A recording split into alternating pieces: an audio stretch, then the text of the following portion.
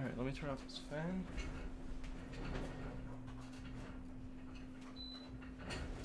Hello everyone. Welcome to the stream.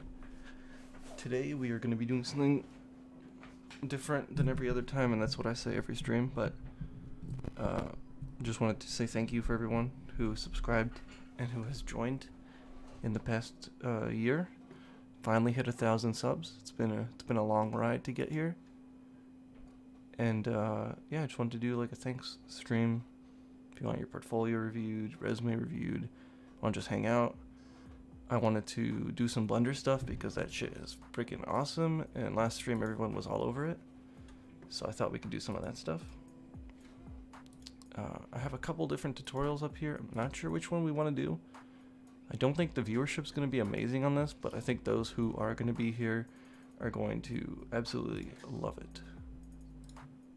So we're gonna do that. I'm gonna just grab the stream link and throw it in Discord.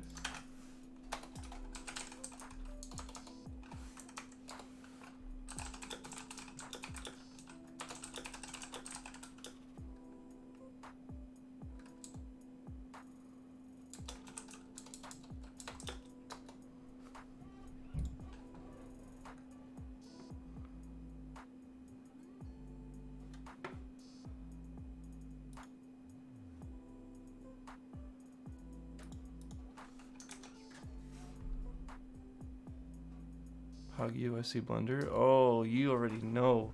I started last night some stuff on Twitch. I don't know if you were there. I don't remember. I was so tired. We built a rock, and I can show it to you if you'd like. Open a recent. This one. Save. This one, sure. Wait. Where's our textures? Do we need to reload them? I think you. Oh, there it is. It was 4 a.m. when he started, so I slept. Oh, okay. But look at those sexy rocks. They got lighting, they got some gloss on them. They're 4K even though they don't look like it. But they're rocks. They got some like green dirt on them, which doesn't really make sense, but I guess these would be like really big rocks. Oh wait, you can't see them. What am I doing? What am I doing? You can't see them. You're just looking at me, looking at the screen. I'll probably put me in the bottom today.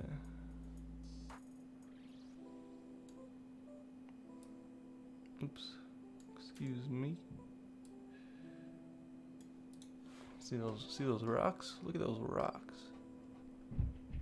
We got 5 of them. We can keep making more if we want. We got 6 of them.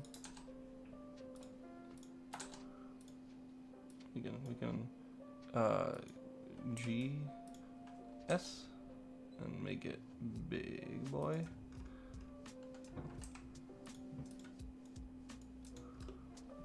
See, it looks bigger. It looks better when it's big. Do you agree? The big one looks a lot better than the small ones. I built a donut today in Blender. Did you do the Blender Guru video? Big looks better, yeah. I agree. I think it looks better probably because it's next to the other ones, but if I just like filled it like this, it looks fine. But yeah, big does look better.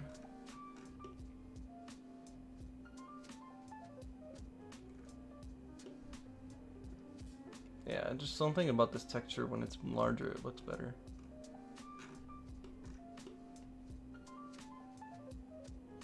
Now, one thing I wanted to see if I grab this. I moved it. Oh, look at that. The lighting on the rocks change. Like now they're shadowing each other. That's so cool. Just being able to do that.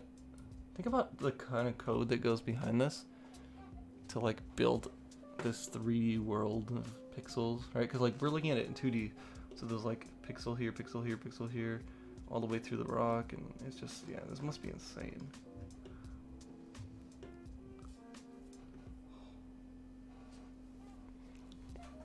Like how that lighting works, yeah. It's so satisfying, being able to like move it around. Like look how bright this rock is.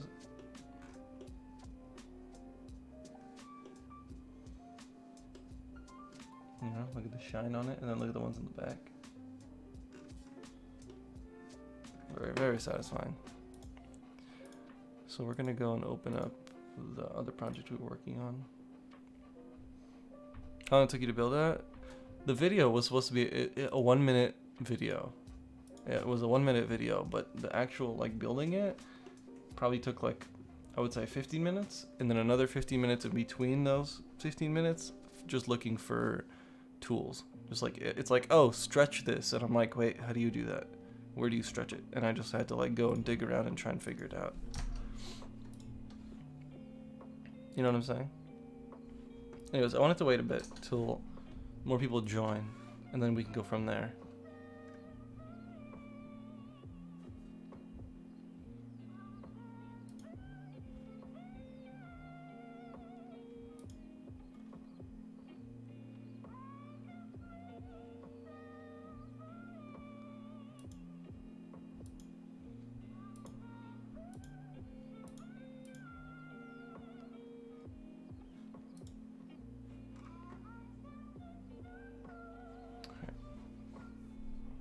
Pretty dead today, but I think that's just because it's a Sunday.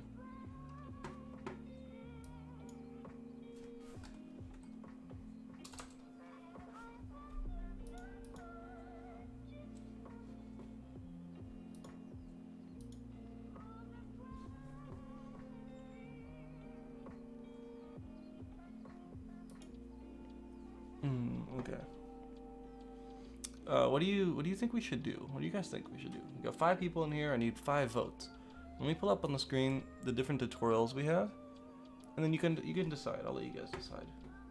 What would be more interesting for the viewers to watch? Because this is definitely not going to be the most interesting stream in the world. I'll try and make it interesting, obviously, but that's just the reality of it. When you're struggling on things, people don't care. They want to see the final product. Okay. So here's our options. Water simulation, which would look something like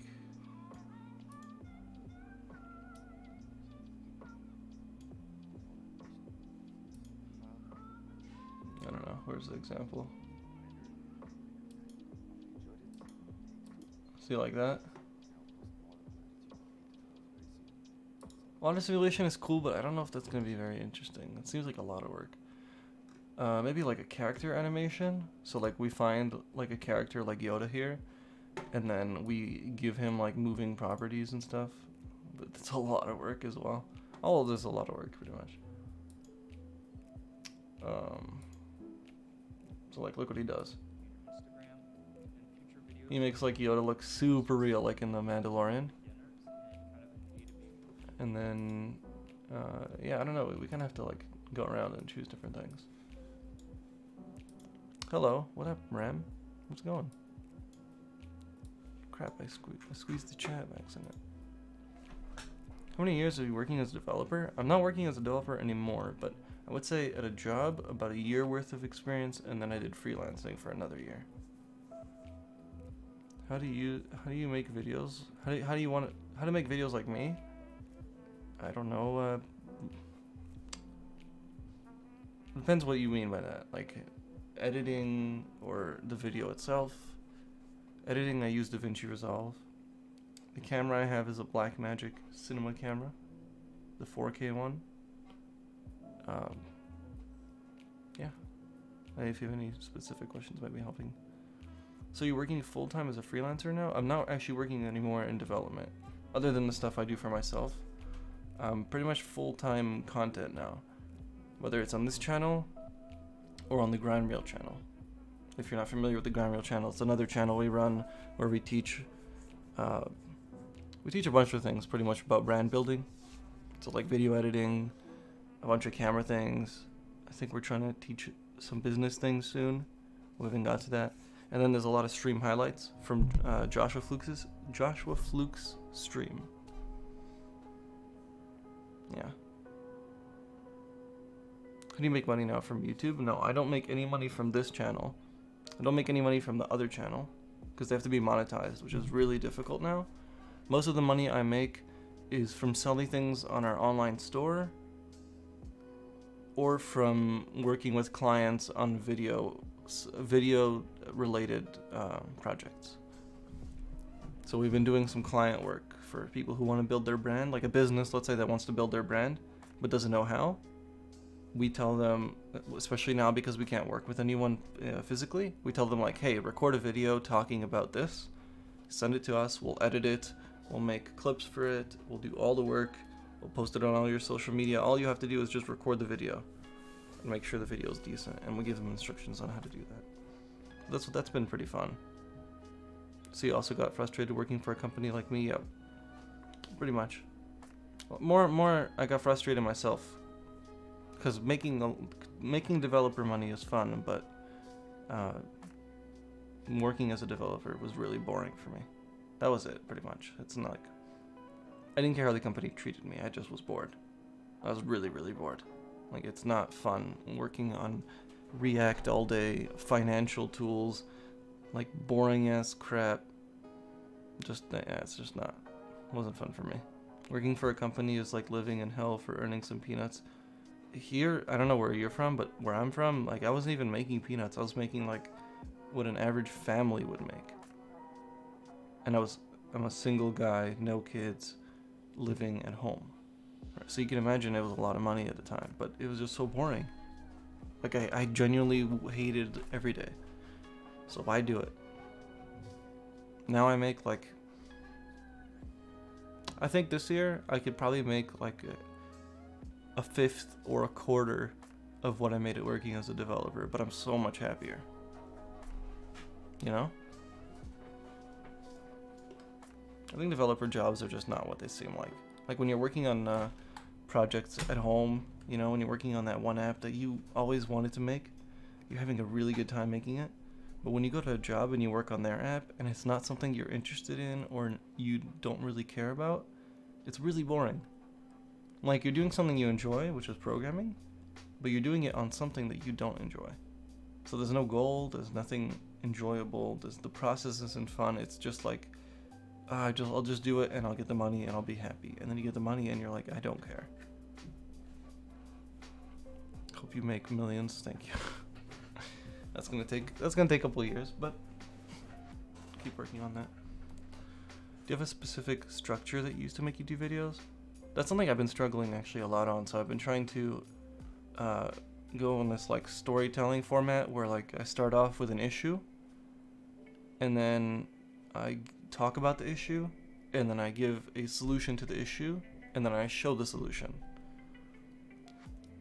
So that would be like the structure. So like, let's say I'm talking about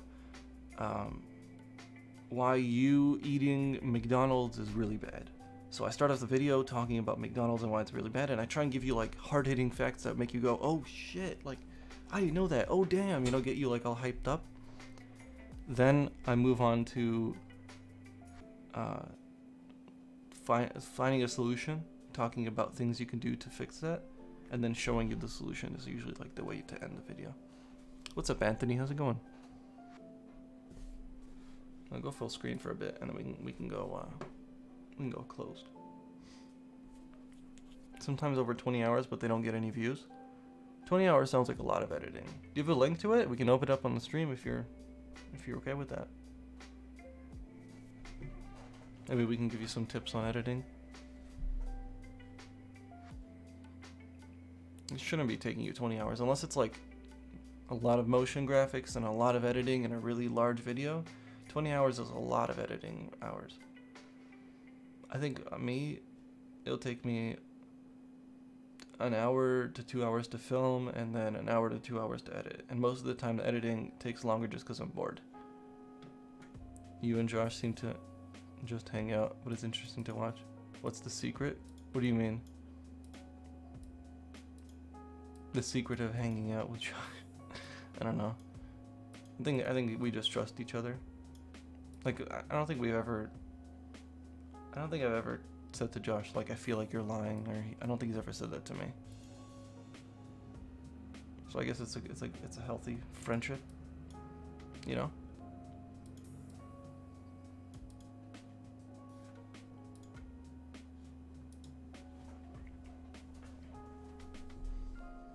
I remember remember editing took me 15-20 hours when I tried to make a montage 2 to 3 minute video. Well, it depends what you're editing, right? Like if you were making like a Blender animation and you know, the 30-second Blender animation can take you literally a week if you don't know what you're doing, like you would with editing, right? But if you know what you're doing, maybe less.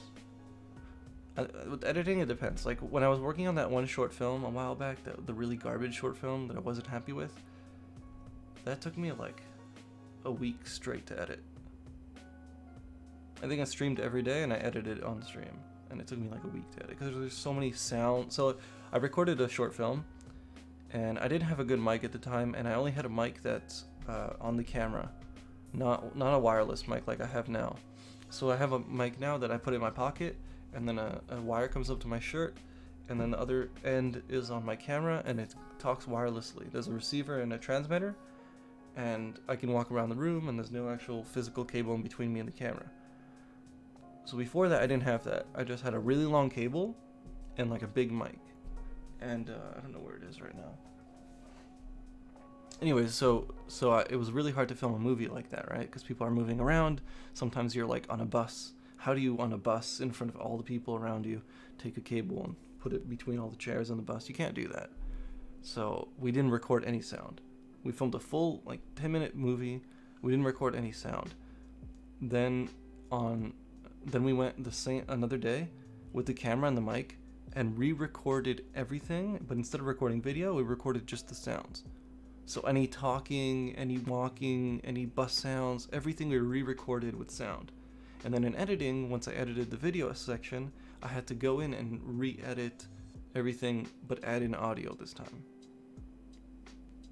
So I made like something that should have been done in a day, like a week long, just because, I don't know. I don't want to say it was an equipment thing, but I think too much attention to detail, it doesn't matter. Editing is fun, because you're like, you can manipulate how people see your video. Mike, I've been making a donut in Blender from a CG Guru tutorial, and it took me 3 hours to do as opposed to him like 25 minutes. I know, that's all I'm saying. I think Driz also said he made a donut. Isn't it fun though? I think the hardest part is you don't know where all the tools are. Right? So you're just like looking around for tools for 30 minutes, and they don't tell you where it is. But if they did tell you where it is, it would be an hour video instead of a 30-minute video.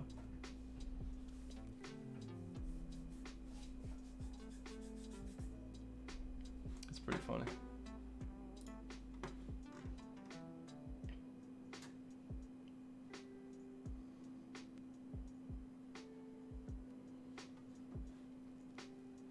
Also, 15% of tools worked different than Blender Guru used. Really? Did you use his old course or his new one? Because there was a change between Blender 2.7 and 2.8 that reworked the way Blender works entirely.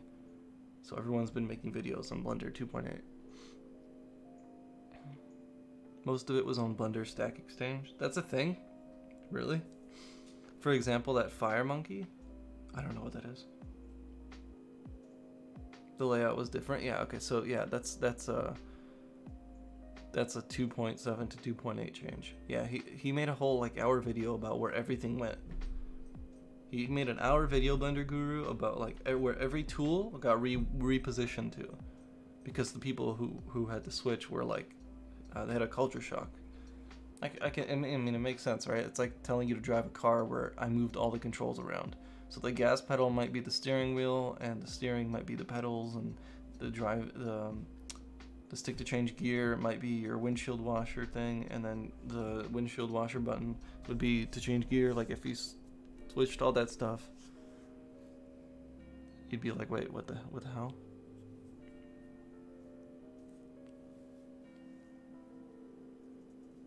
So many hotkeys. Yeah, the hotkeys are pretty nuts. But one thing that I do like, but I also hate about Blender, is with some hotkeys, you don't have to press mouse to activate them. Like you just press G and you can move something around.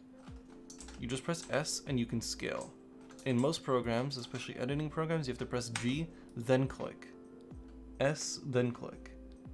So you could straight from, you don't have to click your mouse button often. You know, like do that, do that.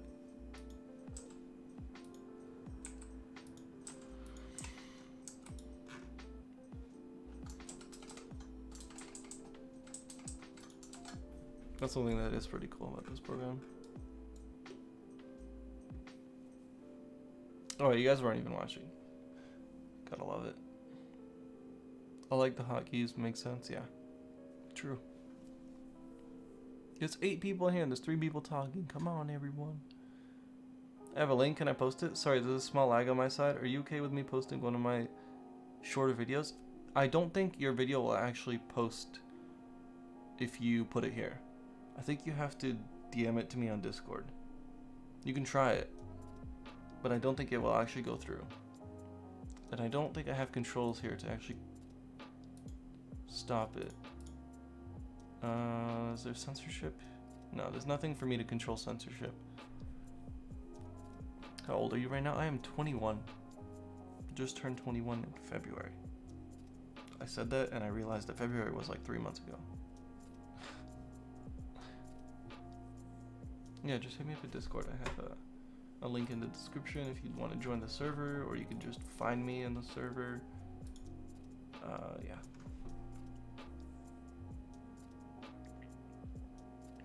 I think something that could be cool that we can make is some kind of animation or anything like that, and then post something that you can make on Instagram, you know, and then post it on Instagram and see how well it does.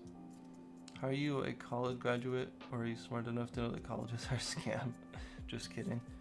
No, I'm not a college graduate. I did about a year and a bit of college, and the whole time I was just failing classes and redoing them, so I never actually finished my first semester.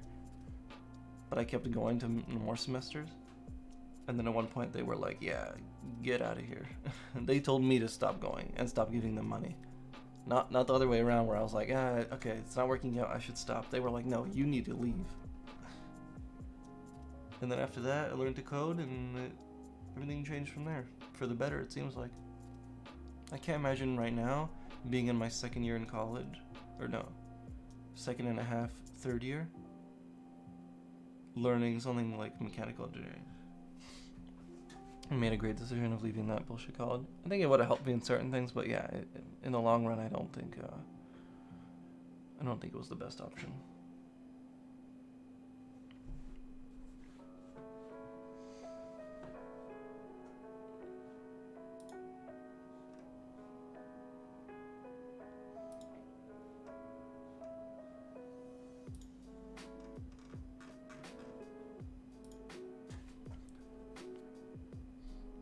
What's up, Climb? Most of them are gaming videos, but this is the one short one that has one of the most views. Well, send it to me. I'm waiting for it. Not sure if I want to go to college after high school. You should try it. If you don't get financially hurt by it too badly, I think it's a good thing to try. Some people do really well in college. College has a really good structure for a specific type of person. There's like one type of person, or 2, 3, 4 types of people that really do well in college, and it does really well for them. But then there's like the 80% of people that don't do well, where it doesn't actually benefit them.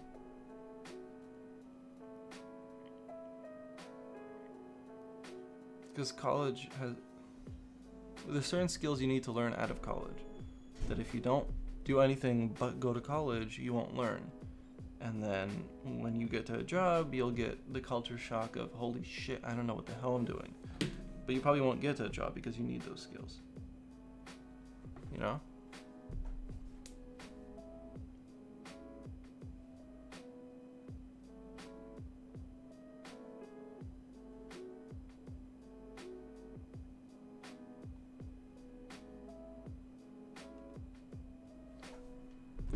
You don't need to pay for college, so that's good. Damn. Here it's tricky. Here, like, you pay really low.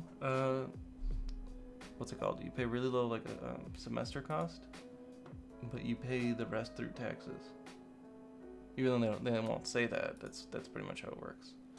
Because the schools get money from the government, And it's actually funny because if you're the more French you are, I think the more money you receive, school-wise, because it's a French province, so they want to support the French. Like if it was a full English school, I think it's full private. I think that's how it works. Damn, 1K. I know it's a big number, even though it's not, but it is. But it's not. It's been pretty crazy. The past couple days, I went from. Let's see, what are we at now? We're at 40 subs over 1K now, within like not even a week. It's been like 5 or 6 subs every day. We don't need to pay, but it's harder to get into college. That makes sense, right? Because everyone can go. Everyone wants to go, or not everyone, but a lot of people want to go. That's how it is here too.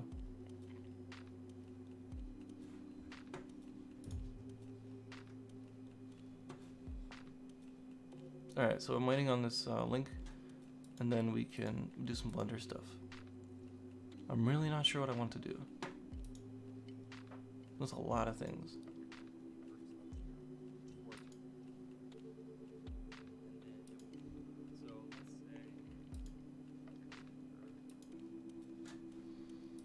What do you think? What do you guys want to see? I'm looking at all the examples, all the options I have. We got. Let's pull it up on the stream quickly. So we have. Let's open up YouTube quickly.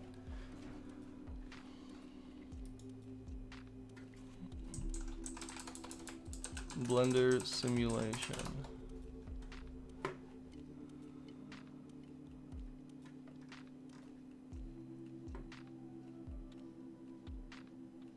That looks freaking crazy. What is this? Baby Yoda? Really? You want an hour of us moving his eyelashes? This looks really weird. I don't know what to think of this. That's kind of cool. Whoa, whoa, whoa, whoa, slow down here, slow down here.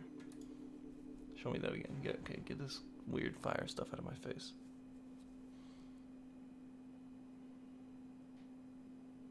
That's pretty cool. It's like someone's walking. Oh.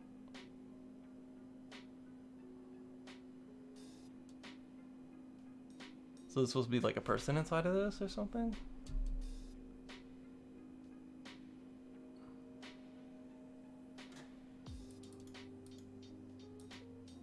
Smoke is really hard to do, so this is nuts. You guys can see that like person shape inside of it, right? That's created a Discord, and you're the first Discord channel I joined. Thanks, dude. I'll be able to post in 5 minutes. Just DM it to me. If you see my name and you click on it, it should say send a message, and then you can just send the message to me. This has to be hard to do. Like you have a body shape, and you animate his running and walking, and then you make his body an emitter, and you emit smoke, and then you emit fire. That must have taken a lot of work.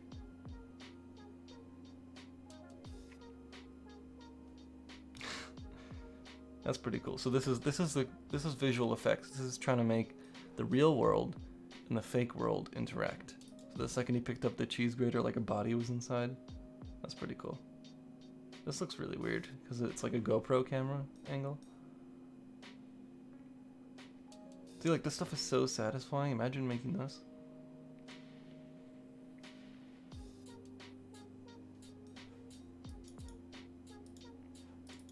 Okay, let's look at different.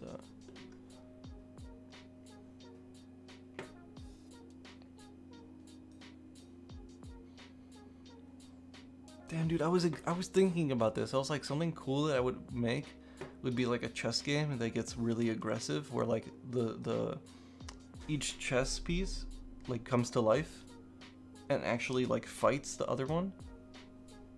I thought that could be a really cool animation, but I guess someone did something like that.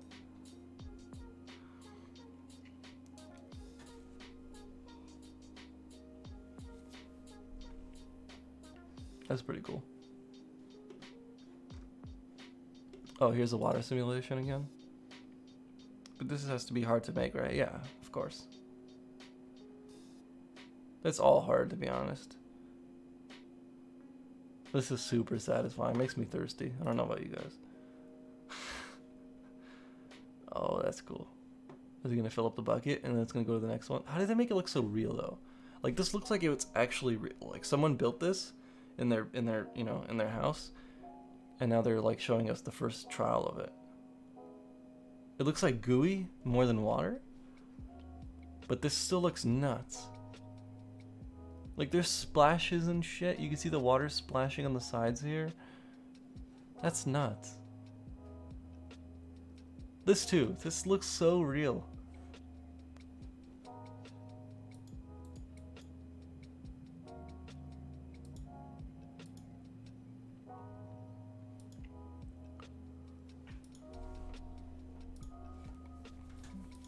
Like this will take an hour. Can spend an hour making a circle. I mean, I see the videos are about 30 minutes long, the tutorials, so I'm guessing an hour. Probably more than that, to be honest. Yesterday I said 2 hours, but today I changed it to an hour. Now he has a chocolate fountain. Look at the attention to detail. The platform it's hitting here, the ball, has like lines and cracks in it, and those are getting filled with this like chocolate fluid. Nice, I'll do that right now. Alright, let's check Discord. I didn't get anything. Here, I'll send you a message and then send me one back.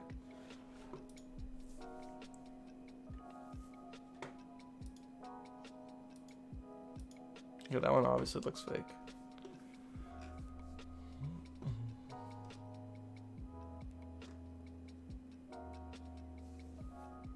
Congrats on 1,000. Thanks, Jack. It's thanks to you guys. But it's already a bigger number. It's like 1,050 or 40 now. Can you make this stuff? I can. Can I make it at the same rate and speed as these guys? No way. What they do in a day would take me a week. But I want to learn how to do this stuff better because it's really cool.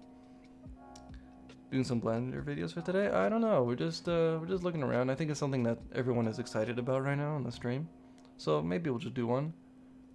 I like it.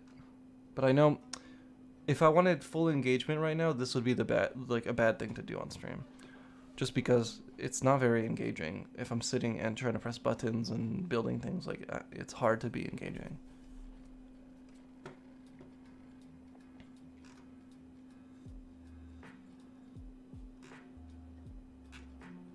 Okay, you know what? Let's do the Yoda video. Fuck it.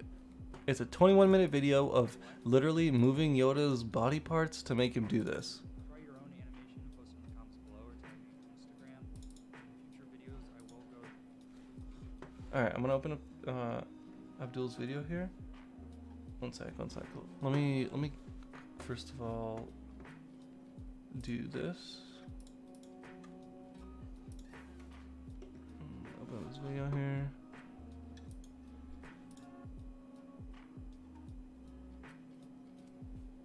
Yes, this is a lot of editing, dude. But how did this take you 20 hours?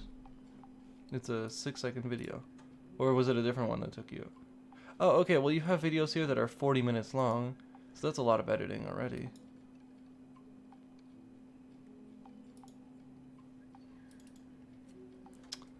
Let's see. Your two, like, the recent thumbnails? Here, I'll pull them up quick.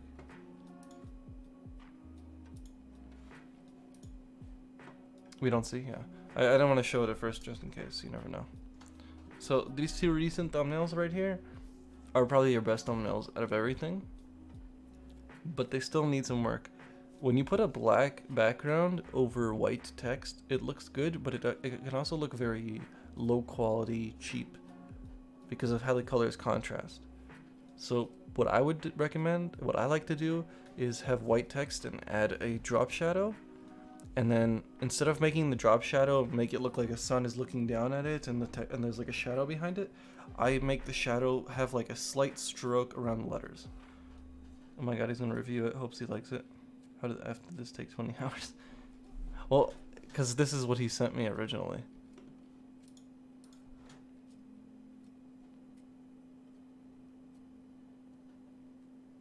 6-second video of him dancing to a song. So I was like, wait, what the hell?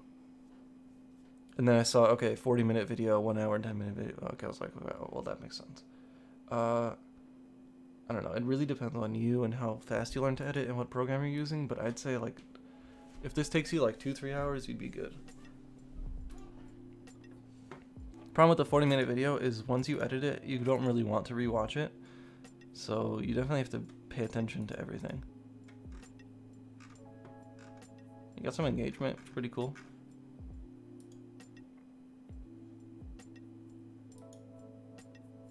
I think your titles need to be better titles.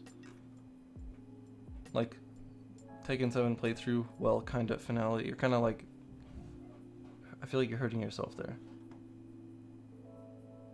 I think you need to be like, you need to point out something really good about your video. Like, why should they watch your playthrough over someone else? Maybe point that out in your thumbnail and in your title. See my little montage? I'll watch that. Sure. Probably can't listen to the music if it has montage music. Yeah, I don't think there's anything wrong here. It's just also Abdul, if you're still here, no one's gonna come to your channel at this point. Even at my channel, not a lot of people find me. I think I had like one video blow up, and that's where I got like a 300 subscribers from. What you need to do is take your videos and put them in places where people would be looking for those videos. Go to Facebook groups where people are like talking about Tekken and stuff, and be like, hey, I made this video maybe showing you how to do something, and then put it in those videos, and then take it you know, you have to find the communities that would want to enjoy this video and give it to them. Don't wait for them to come to you, because at this point, like, of us being, you know, under 100k subs, not a lot of people are gonna come to our videos naturally. Not yet. You gotta, like, I take my videos when I post them and I try and find a place to post them. Like, I took the Roomba video that I had. Let me find it. This video had like 30 views when I first posted it, like the day I posted it, within a couple hours. And then I took the link and I put it in a Facebook group where people are building robots and cool Arduino stuff. And I took it to Reddit and I posted it in Reddit. And now it's at 430 views. Not that it's a crazy number, but yeah, people seem to enjoy it.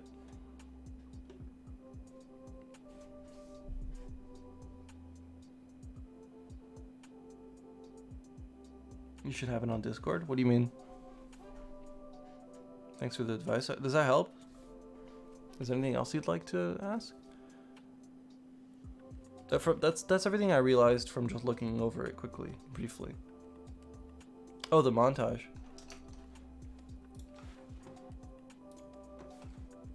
Alright, let's watch it. Dude, I didn't know you play League. I need help getting better in League. Whoa. I can't watch the music. I can't listen to the music, sadly. You're a Vladimir main? Vladimir is a really good champ. He's hard to play against. Especially because you can go invisible for a sec. Reformed Vladimir, I like it. And make a channel if I could ensure that no one who knew me in real life would see it. I can confirm that people will find it at one point, and it sucks. I have family members who have found my YouTube channel, and then I try to tell them not to share it between other family members, because I don't, you know how it is. And I don't think I think they didn't listen. They did anyways.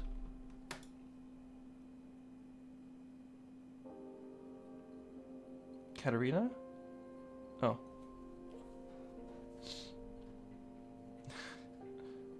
League is a really hard game to make montages for, just because it's not really like a first person. Like, it's really hard. It's also kind of low poly. Like, when you really zoom in on the characters, like, they kind of look like shit. Like right here, they kind of look like crap. But from the top, they look decent.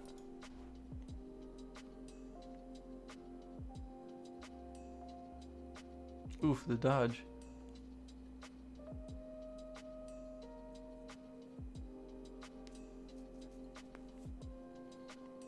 Wait, if you go invisible as Kane, sorry, if you go invisible as Vlad while Kane is ulting on you, does that dodge his ult?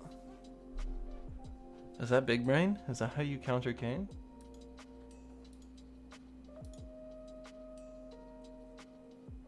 Are you about to solo? Oh my. Oh my god. Your lifesteal is dumb too. I'm not sure. The fact that Vlad has that lifesteal makes him probably even a good jungler. Oh, she fucked up. See, like, you just went invisible for how many seconds? And you literally just wiped 4 people. 5 people and then you died. 4 people and then you died. I'll get hella roasted on the daily. we should do it. We should do a game, all of us together. That'd be fun. Alright, are we doing Yoda? Is that the move? Is that the move, chat? Are we doing Baby Yoda? That'd be cool.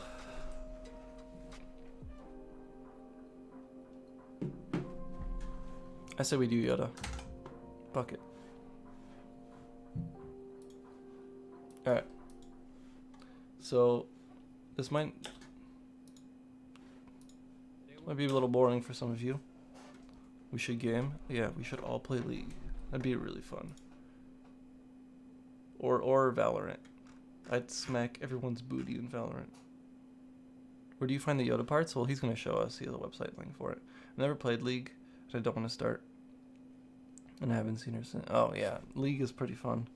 But also very, very, how do I say this? No, I don't get addicted to League, but I just really like the competition. Your interview on Josh's channel was great, inspiring. Thank you. That was a long time ago. That's crazy. I'm surprised some people still watch it, even though it was so long ago.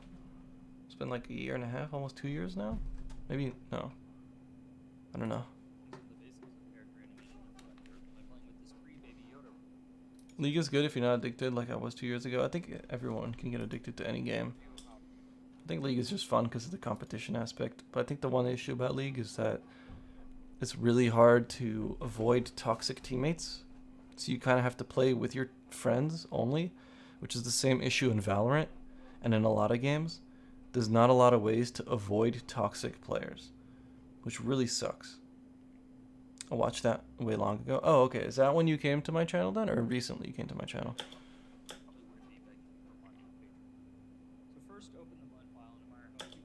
Oh, so he actually has a file right here.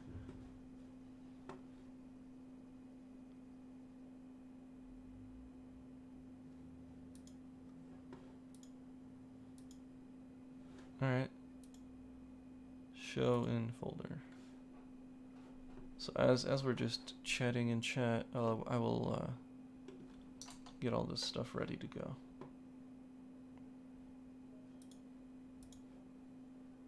There's so many things in my downloads folder that I don't even know what they are. I don't know how I found your channel, but I think YouTube recommended me. Oh damn. That's nice to hear sometimes, because it feels like YouTube is just like, screw this guy.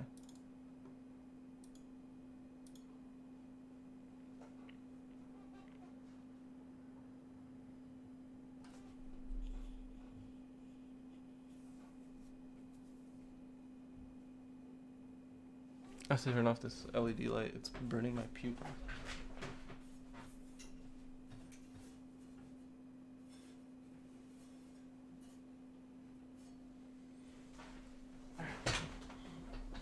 Might be a little bit darker now, but we'll make it work. Alright, so Baby Yoda Blender. Let's take this, let's drag it into our Blender folder. Crap, that is the wrong Blender folder.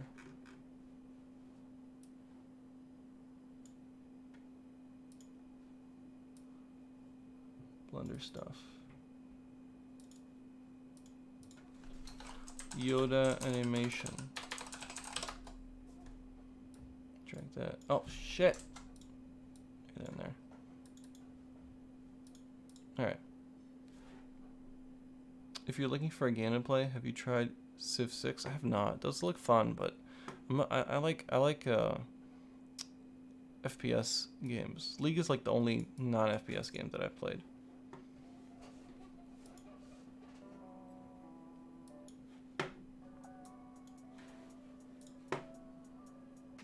Okay. So we're gonna open this, he said.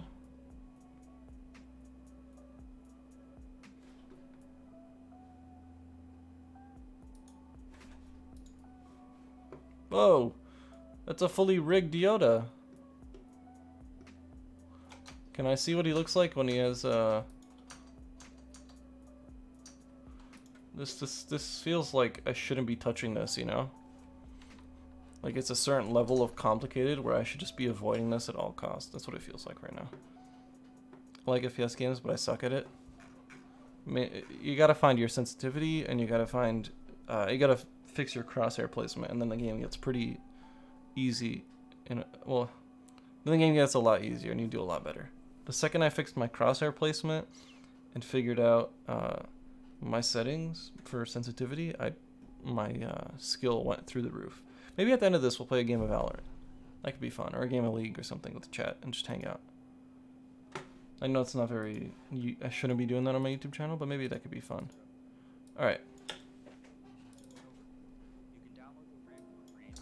I'm gonna lower the music quickly. I can't give away this project on Patreon because I don't own Star Wars. If I did, I probably wouldn't be begging for money on Patreon. So first, open the blend file and admire how cute Baby Yoda is. Then familiarize yourself with the rig. Anytime you start working with the... One sec. How loud is the music right now? It's pretty loud. Okay, that seems good, right? Rig, you're gonna have to learn how to use the controls. It's kind of like a video game controller. A lot of the buttons do the same things you're used to, but they're gonna be at different positions. So to enter pose mode, you're gonna select the controls, hold tab, and scroll down to pose mode. Yeah, let's try that quickly. Yeah, select, control tab. No. Pose mode, you're gonna select the controls, hold tab, and scroll down to pose mode. You're gonna select Although I suck at all games, I haven't played anything since college started. Been crazy. the control used to, but they're gonna be at different positions. Poses Damn it. are the most new rig. How cute Baby Yoda is. Then I'm gonna stop this music. It's pissing me off. Anytime you start working with a new rig, you're gonna have to learn how to use the controls. It's kind of like a video game controller. A lot of the buttons do the same things you're used to, but they're gonna be at different positions.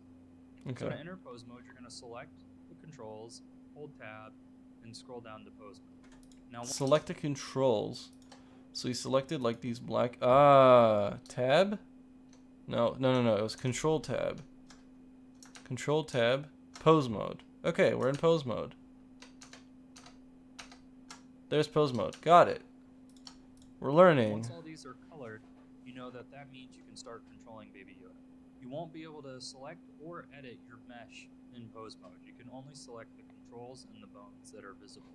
So first, let's hide his robe so that we can see what these controls are exactly doing to his body. I pressed H to hide. Also, we're in the wrong view.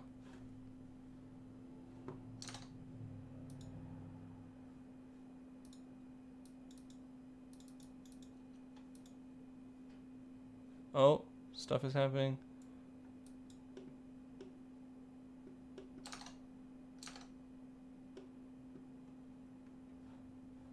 Oh, it's loading up.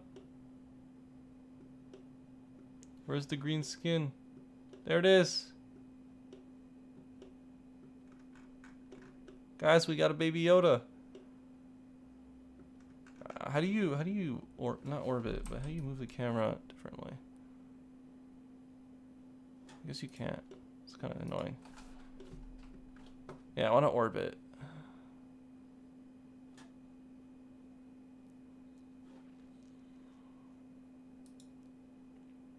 Whatever.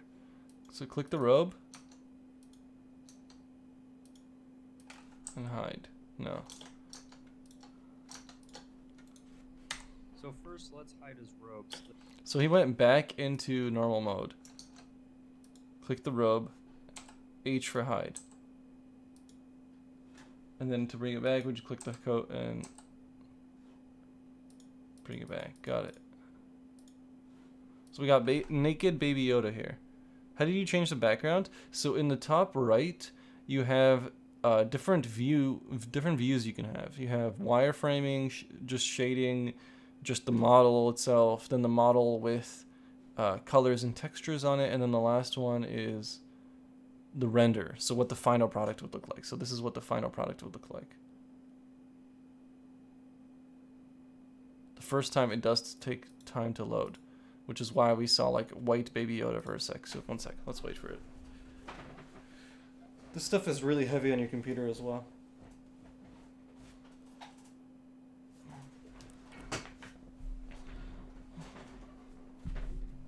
Yeah, you can see my computer is oh, feels bad, man. I have so much open in the background though. I'm sure I can close like Discord.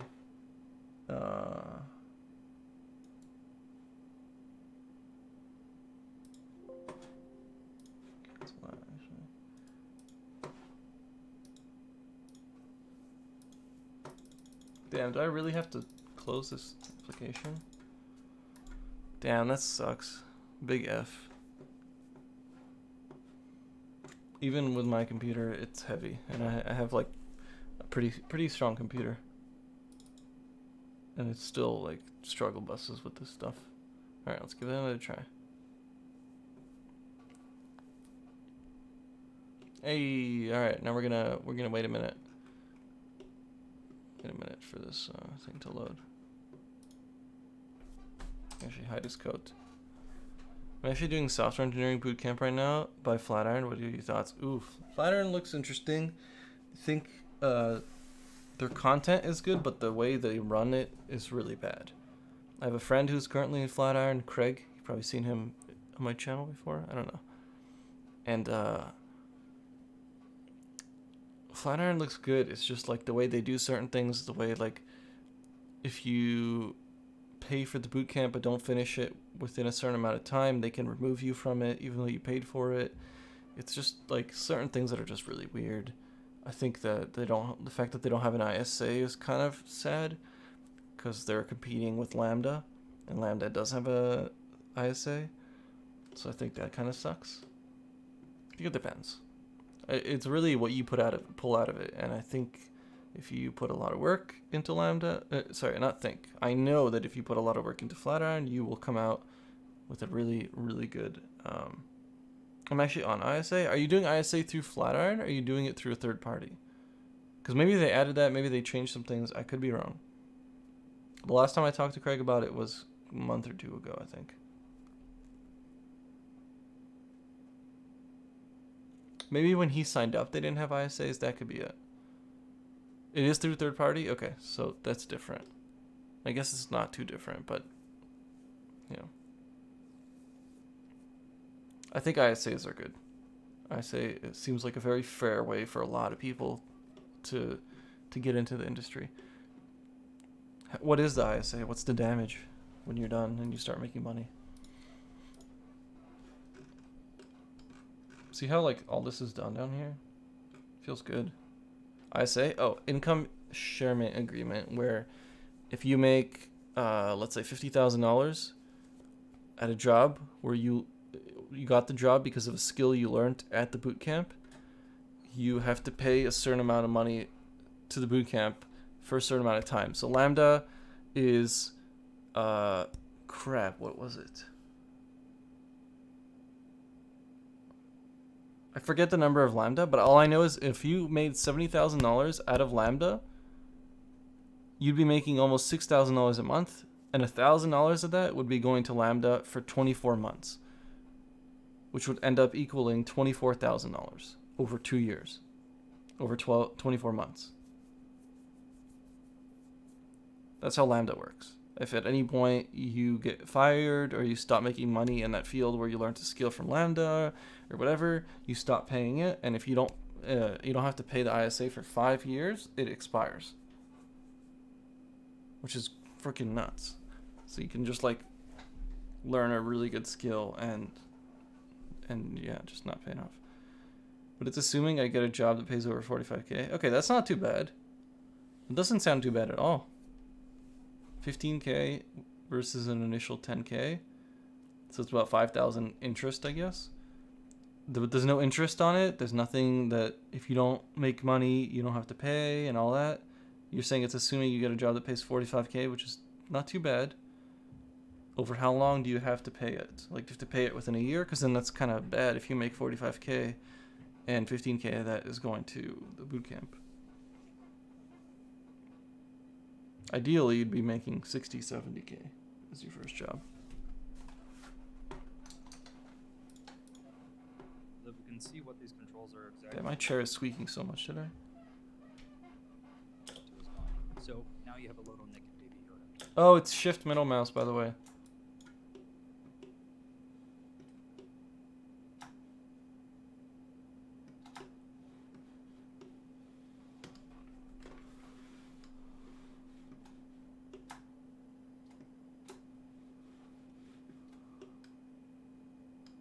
Yeah. Yep, if I can't find a job, I don't have to pay. Otherwise, I pay it over 2-3 years. That's not bad at all. So we're going to go through, we're going to go back into pose mode. And what we can do is we can just grab any one of these controls. So let's grab this little ring right here. And I'm just going to start moving it around with the G key. Oh. That's so easy? Okay, wait. We need to figure out the goddamn movement hotkeys. Movement hotkeys Blender 2.8. It's pissing me off.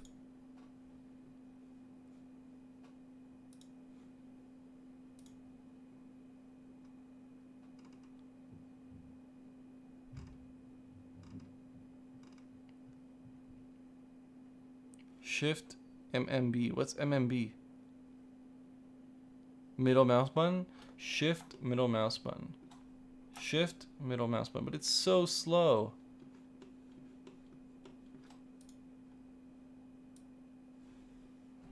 I guess it's on purpose. Okay.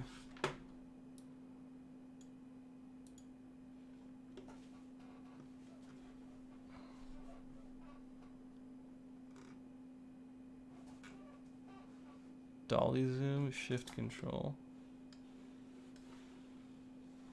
Okay, anyways. Sorry. How many resumes do you send out before actually getting a job?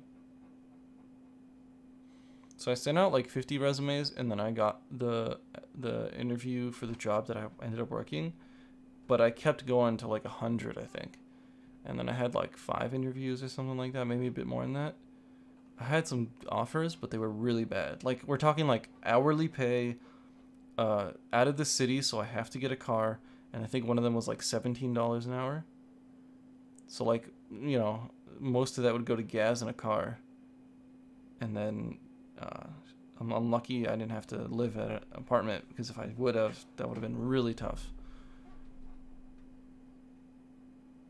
One thing that I did like about that job though, and I feel like the one thing I should have, like the one reason I don't regret, but the one thing that would have been cool if I went to that job that paid really bad was that they were going to let me do whatever I want pretty much. Like I wanted to work in C++. I wanted to get into more complicated stuff instead of just working in like boring React, and they were okay with that. They were willing to let me go into other things, where the job I ended up getting was very corporate and very like, you do one thing and one thing only, and you do not step out of line. You know? Really, you're just going through it in the pose mode. And Alright, so we go to pose mode, which was shift, control tab. No, control tab, shift tab, control tab.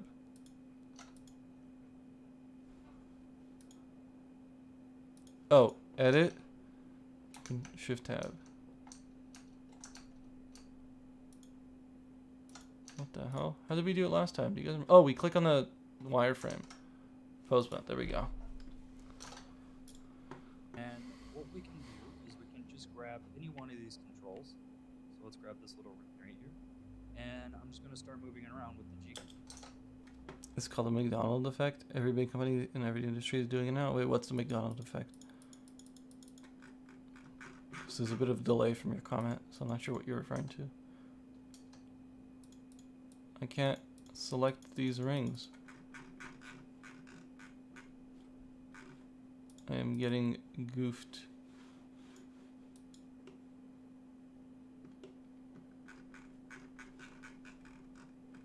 Why is this so complicated? Oh.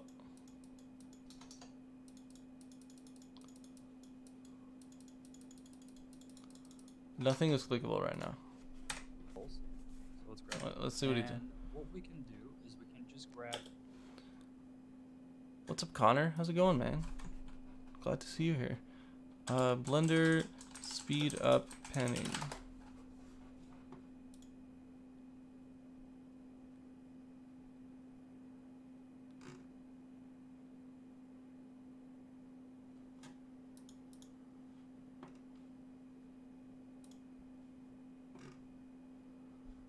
Oh, so we go to settings. Let me fix that.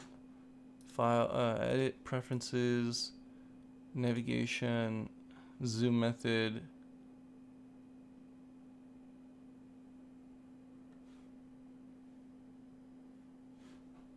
Auto depth. Ah, there we go. There we go. Alright, fixed. We're good. Hi, Mike. Congrats on 1K. Thank you. Thank you, guys. We started off the stream just talking, just hanging out, but we've all been super excited about doing like Blender animations recently, and I thought we could do it on stream just for fun and hanging out with everyone at the same time. I understand not everyone in here is interested in that, and that's totally okay, and if you don't want to watch it, that's all good. But yeah, we just wanted to try it out, just have some fun with this stuff. I mean, we got Baby Yoda here. We're gonna animate him to do a couple things. We're gonna have fun with that. For some reason, we're gonna end up spending most of the stream just trying to figure out how to use buttons. That seems like the current pattern of how everything's going. Now you have a little naked Baby Yoda. So Yes. we're gonna go through. We're gonna go back into pose mode, and what we can do is we can just grab any one of these controls. So let's grab this. Yeah. So you see how he just grabs the control effortlessly? I can't do that.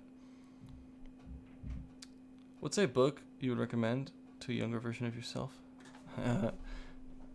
I'm not that old, so I feel like I would be saying like a Disney book. I'm just kidding.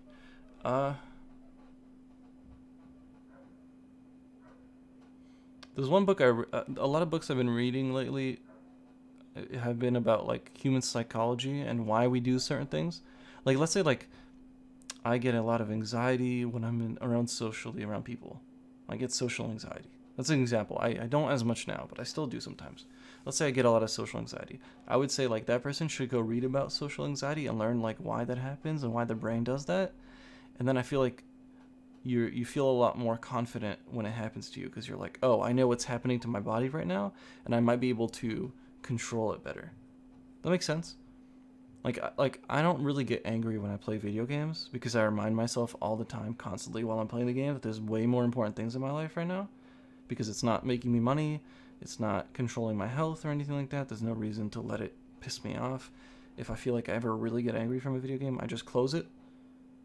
But learning about that, like learning that getting mad at a video game literally does nothing to you except ruin the game for you and others, kind of helped me become more aware about it. Does that make sense? So I don't know. It's hard to give a book. Like I would probably just say Unscripted by MJ DeMarco, but I feel like there's more to it. I think learning about human psychology is important. Personally, it's helped me a lot. Also, like, if you like have people around you who act certain ways and do certain things, you can read about it and see why the brain does that and why people tend to do that.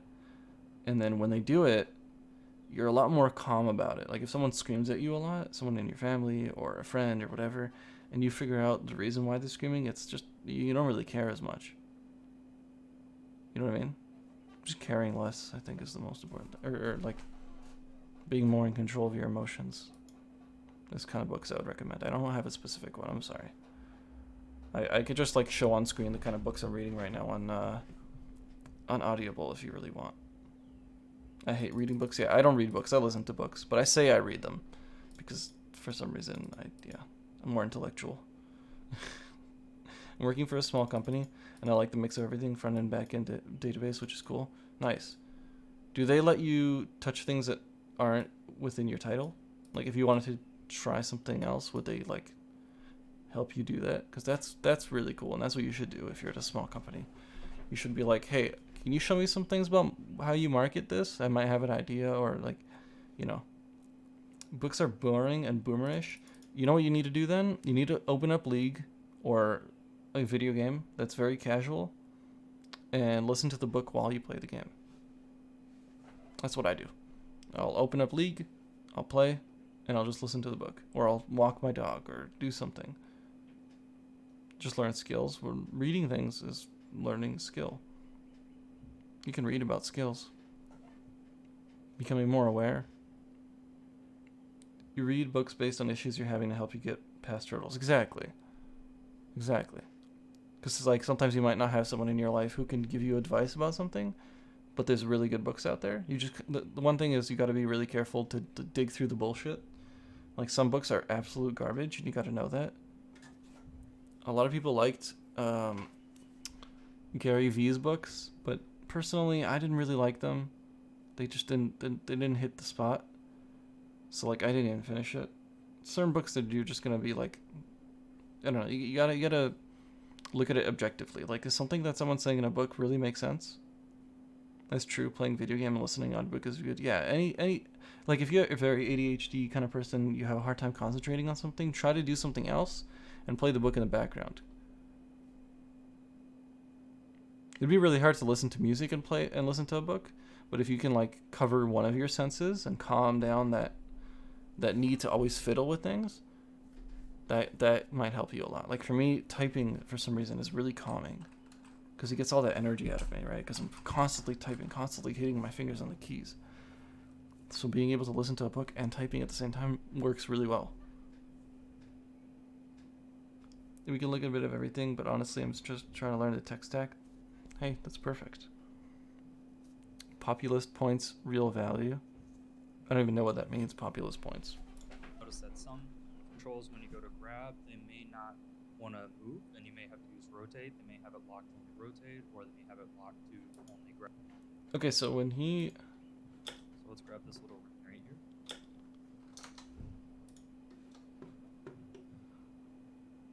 I'm so confused. I don't know about you guys, but this dude grabs this ring and moves it up and down. I can't... Shit.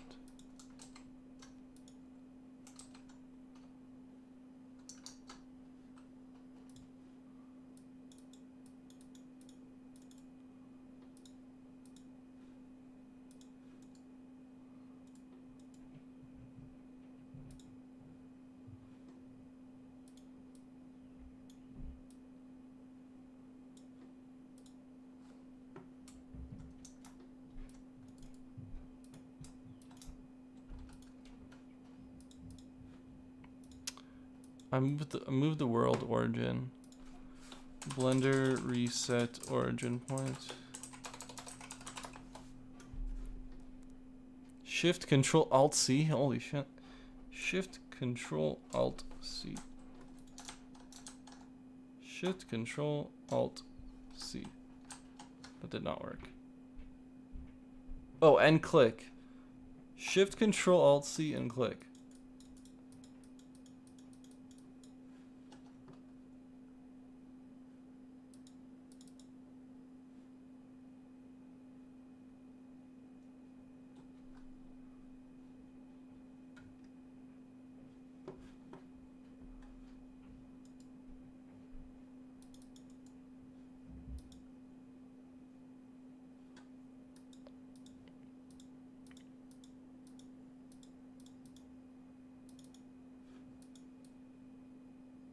Anyways, let's just ignore that for now.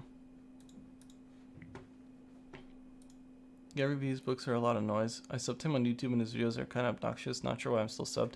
I looked at his recent channel after Josh made that video about him, and I don't know. I liked him at one point. There's like a certain point in your life when you're going through a certain type of thing where Gary Vee feels that need really well, I guess. But then like I don't know about the rest.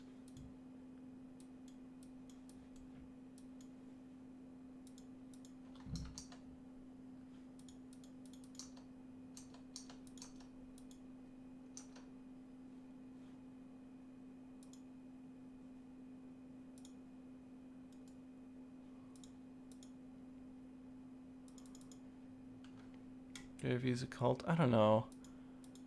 I think it's hard to say because I liked his stuff. I like some of the things he says. A lot of things he says are right. Repeat after me enabled. Do you want to open it? What? You have repeat after me enabled. Do you want to open it? What? No? Okay, Alexa, chill. If you enjoy listening to interesting talk, No, stop on talking.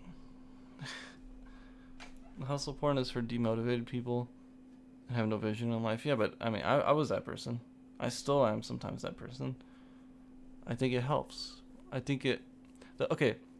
I think the hustle porn and the hustle culture have a line, just like a lot of cultures, where it goes from good to cult. Where it's like, it doesn't even matter if you're wrong anymore or right anymore. It's just about the cult. But there's a point where Gary Vee makes a lot of sense. Like the idea that you need to stop wasting your time on dumb shit and spending that time hustling isn't a bad idea. But then also the reality that you can only work 13 hours a day for so long. I did that for a year and then I ended up burning out. You know?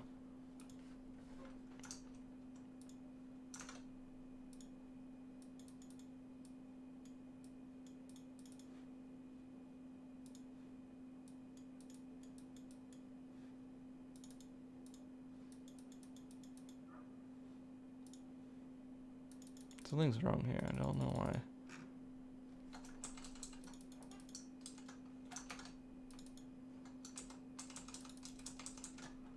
I feel like I have to redo this project.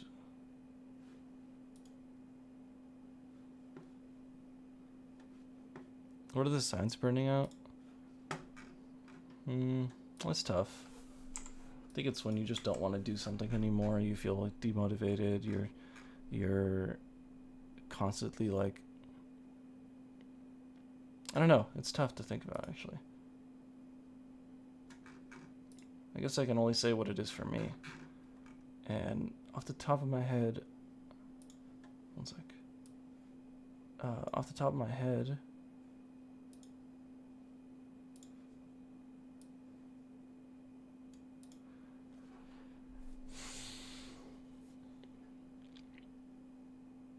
I guess for me, it's when I do something to the point where I don't want to even look at it anymore. Any tips for working long hours but not working out? Take breaks.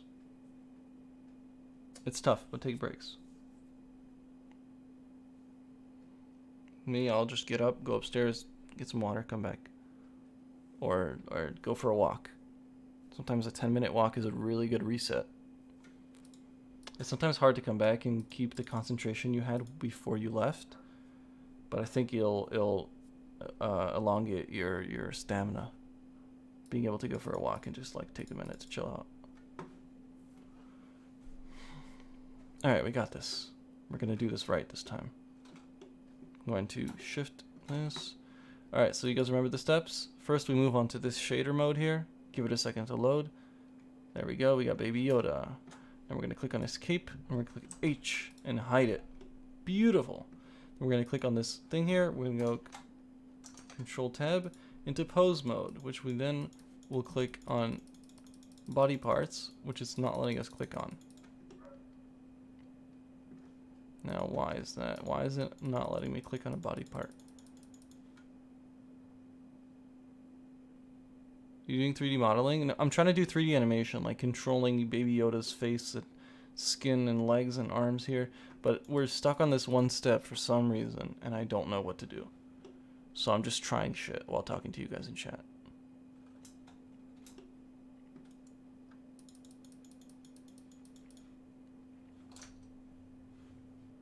Blender can't move pose.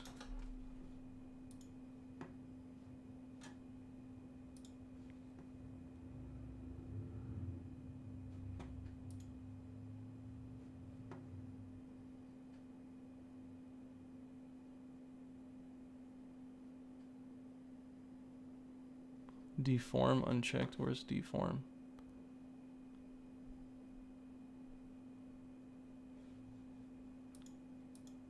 Wait, okay, one sec. We gotta, while you guys are talking in chat, I do some stuff, and when I get bored, I'll do something else, and then something else until I want to do that one thing again. Yeah, that's what happens to me a lot. The problem is, long term, that can hurt you, because you don't really get something done. Found you and Josh in a very burnout from programming. Very grateful you two made me realize it's not actually coding that I love doing. It's let me cool shit, and coding is just one way to do it. Yeah, I think that's what happened to me too. It's just like, what you know, finding what your thing is really, really difficult. Like Josh says that his is flying, and that very well could be, right? But finding like for me, I still don't know what my thing is. You know, like flying in a plane is something I've wanted to do, but not like Josh, let's say. For me, motorcycles is something big. I really want to get my motorcycle license. I actually tried to do it recently to call in. But as you can guess, right now, getting a motorcycle license is very difficult because you have to be in person. I don't know. What do you guys want to do? Is there something you can imagine yourself doing? Right now, all I can think about is just getting my own place. Just getting like a house for the same price as a rent in the city. I want to get a racing license, but it's too expensive. That's a great goal. Now you just focus on making money so you can afford it. Racing license would be cool. Where I live, it's like really cheap to go on a racetrack. You have your car and it's not really insured on a racetrack. Unless you get like special insurance. Alright, so he's got normal, pose.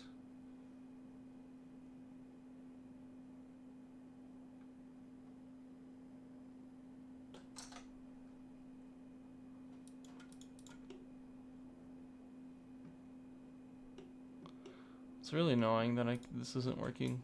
Like I just want to get it over with. I mean, not over with. I just want to get it working. But I can't click on that ring. Same with the motorcycle. I don't know yet what I want. Still feeling like I'm testing the waters. I'm gonna make my car a motorcycle license. That'd be fun.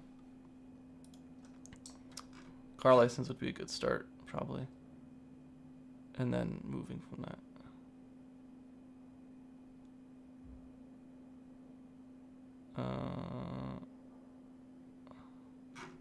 All right, so let's go over this one more time. So we can just grab any one of these controls. So let's grab this little ring right here, and I'm just gonna start moving it around with the G key. And oh, with the G key. Oh, I heard him say Jiggy 1,000 times. You should get a Ducati. I just want to get I don't want to get a more normal motorcycle, honestly. I was thinking if I would go for a 1000cc or a 600cc. I think I'd rather a 600cc just because a smaller bike wouldn't be too bad of a deal right now. It'd be cheaper and I can get a nicer one. But a 1000cc would be fun because it's 1000cc. It's, you know, it's a big power. I don't know.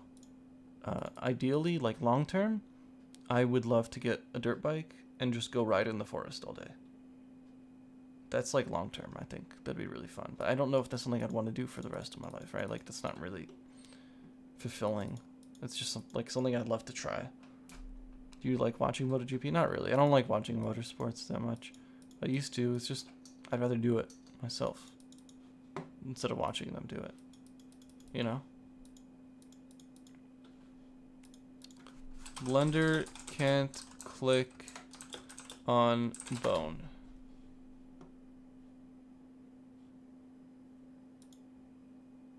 Unable to select your, okay.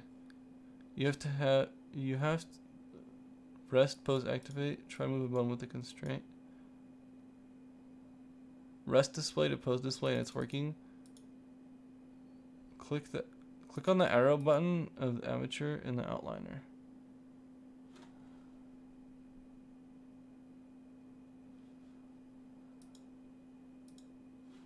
What?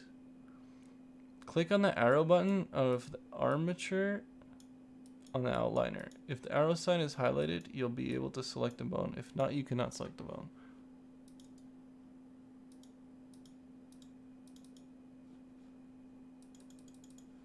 Okay, so there's a button I have to click somewhere.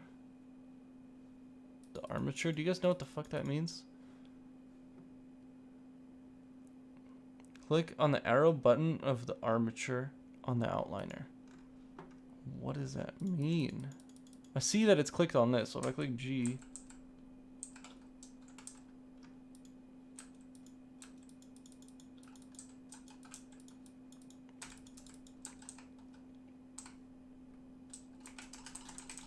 Yeah, I don't have any control.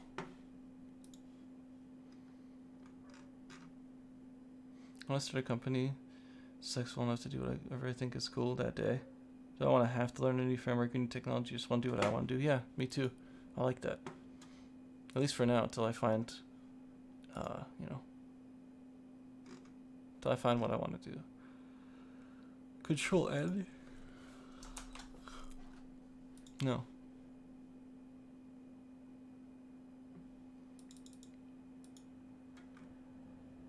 You got to restrict viewport selection.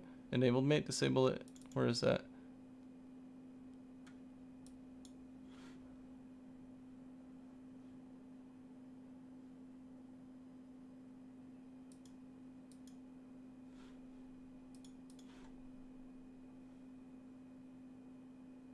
Where is that?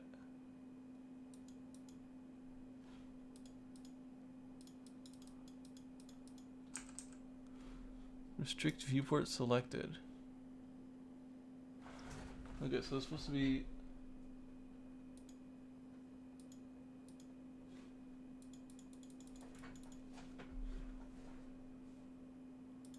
No, I don't. See, I don't know. This pisses me off. Because I got people in the stream trying to watch some cool content. But I'm stuck here just trying to figure out buttons. This is why people don't stream this stuff. But we're doing it because it's worth it right now.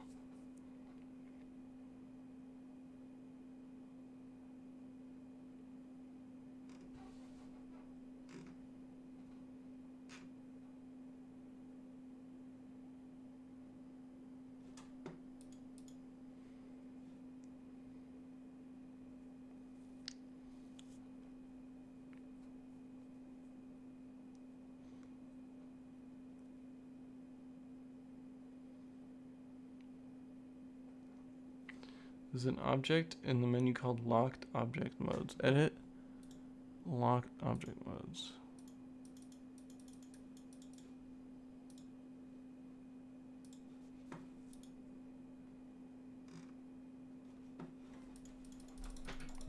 Yeah, so if we go into bone mode, we can click on a bone. Oh! Click on a bone. Oh! Okay, we got it, boys. So we have to click the bone ahead of time. And then we can go into pose mode and move the pose. Click on the bone.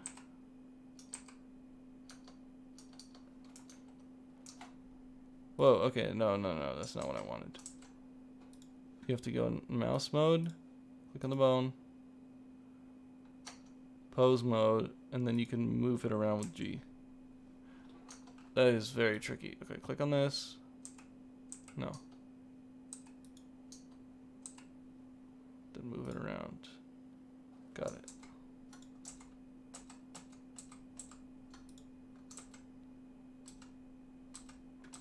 Okay, now I'm trying to control Z and undo it, and it's not even letting me. Whoa, what the hell?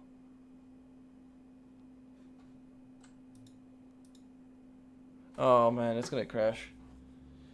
I'm fucking this up so bad. I think it's very hard to find what you want to do, though. I feel like wanting to try different things every couple of months. Yeah, that's the thing. It's like, it's good to try new things, right? It's good to broaden and try different things and trying to figure out what you want to do, and then But the thing is, like, how long can you do that? And like, it's hard to afford that, right? Especially if like it takes money to try something. Like, let's say you wanted to try let's say you wanted a motorcycle license, or try riding a motorcycle to see if it's your thing. Getting your motorcycle license here at least costs like $1,000 plus. Then you buy a motorcycle, and then you pay insurance for it. You know, you're like, you could be like $5,000 in, maybe more.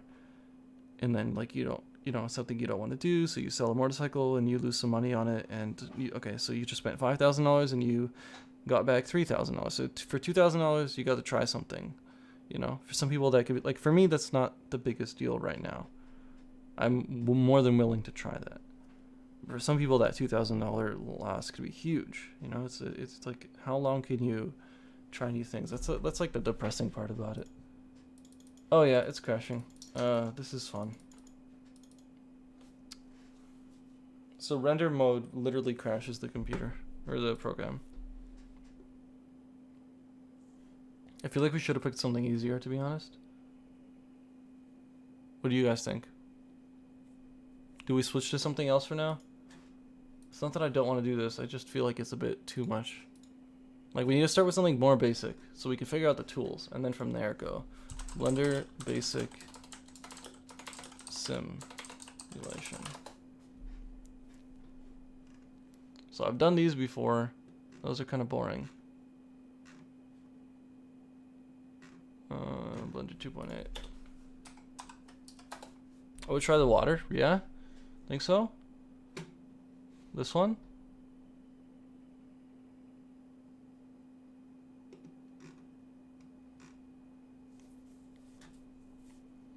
New Blender fluid simulation is awesome. Let's look through this quick. Because we like this guy's content. How long can you afford to be happy is a shit way everyone has to live. Yeah, I mean, that's why money does bring a certain level of happiness. Or money frees your time, which allows you to find what you enjoy. So when people tell you money is not happiness, money is happiness. Like I remember reading this somewhere, or listening to this somewhere. I don't remember who said it. I wish I did, but someone was talking about business over family. Like, you know how people say like health and family over everything else, and he said no. He said work over family, and he explained why, and it was a great point of like his son's baseball game, or him and his son playing baseball can wait a day, but him working with a big client that can make him a lot of money that he can use to support his family or whatever, that is more important. I think when he was talking about it, I think he was talking at a level where he's not like a billionaire or a millionaire right now. He's at the point where like he's making enough to live. So at like that point, he was saying like your business and your work should be way more important. Like, yeah, you're gonna, you might not be there every single time for the kid's life over a period of a year or two, but long term, you'll have a 10 times better life with the kid. Then I wish I wasn't the one saying this, because it might not sound as good when I'm saying it, but I think you guys could see the idea of putting effort into your business so you can become financially free and everything, and give that to your family is more important than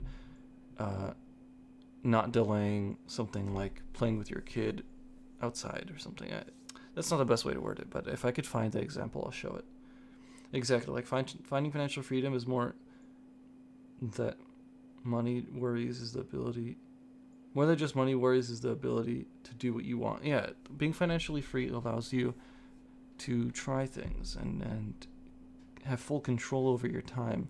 You don't have to force yourself to wake up at 9 a.m, alarm, because your boss says you need to be on time or he's going to fire you. Like, you're not being controlled or anything like that.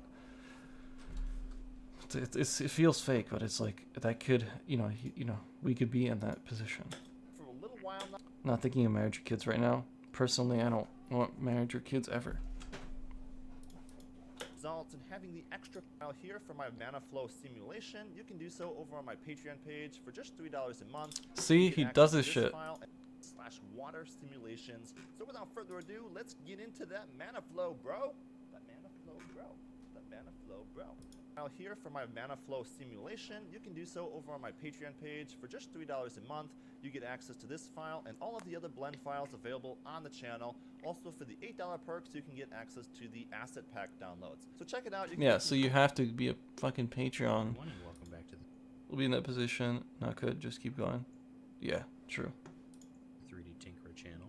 So today I'm going to be showing you how to use Blender's water simulation physics to make realistic water simulations. That does not look Some of the realistic. settings I'm going to be covering will Sorry, buddy. We're gonna pick a different one. Alright, so you guys want water simulation? We could do that. Water simulation. What is vidIQ? I don't know. It's like supposed to help you with like YouTube analytics, tell you how good your channel's doing, but eh.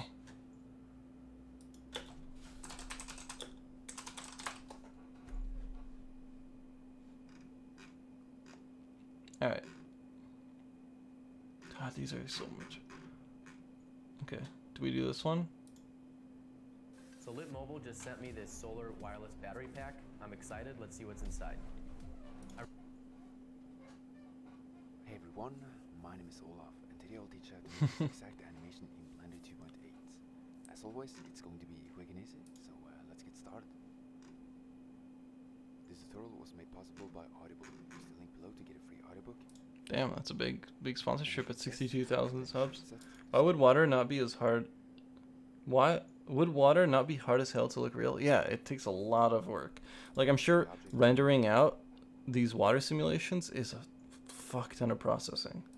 Because you got to make the light go through the water, and then you got to do the I think it's called light fracturing or whatever, where like the light does, because light through water doesn't go perfectly through. It like bends inside the water and gets manipulated, right? That's why when you're holding a cup of water and you look through it, the person on the other side, like their nose is really big, or their eyes are really big, or their forehead's really big, right? Lighting changes throughout it and manipulates the image or the lighting.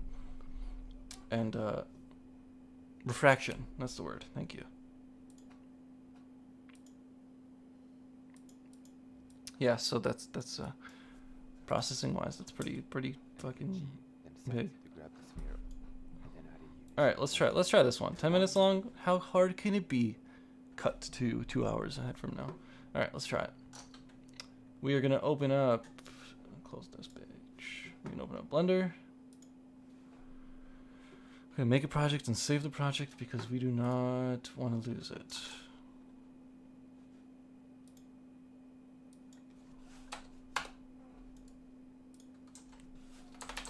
Water simulator.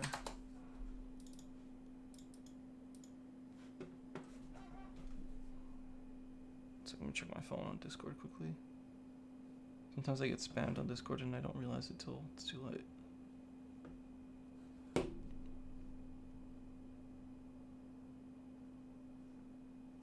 Okay.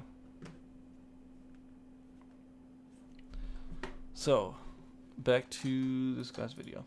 My name is Olaf, be quick and easy, so let's get started. This tutorial was made possible by Audible. Use the link below to get a free audiobook, as well in the water, so click S to scale.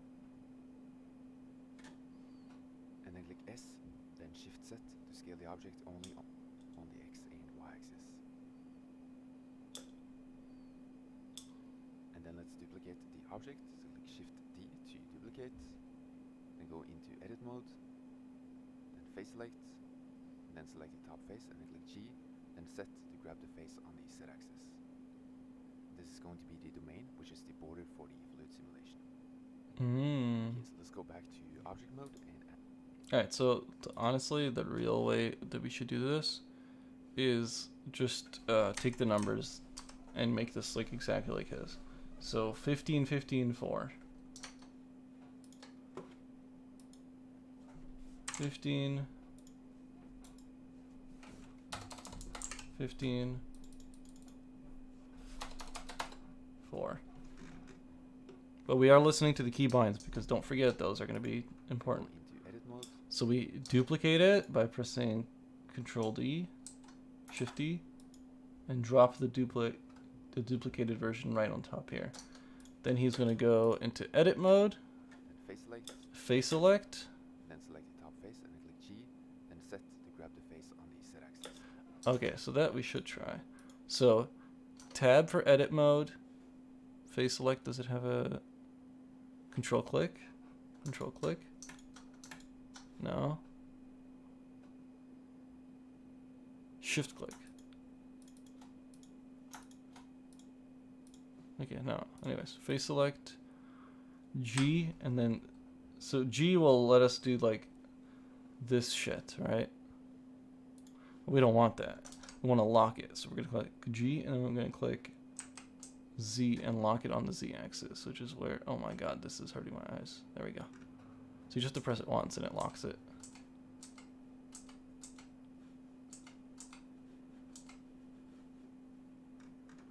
Yes, so we have this.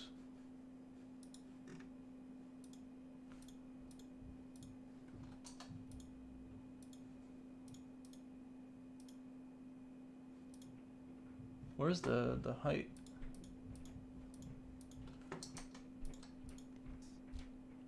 This is going to be the domain, which is the border for the fluid simulation. So edit mode, face select. Wait, we're on the wrong item. Edit mode, face select G, Z, and then we can scale up and down. Cool.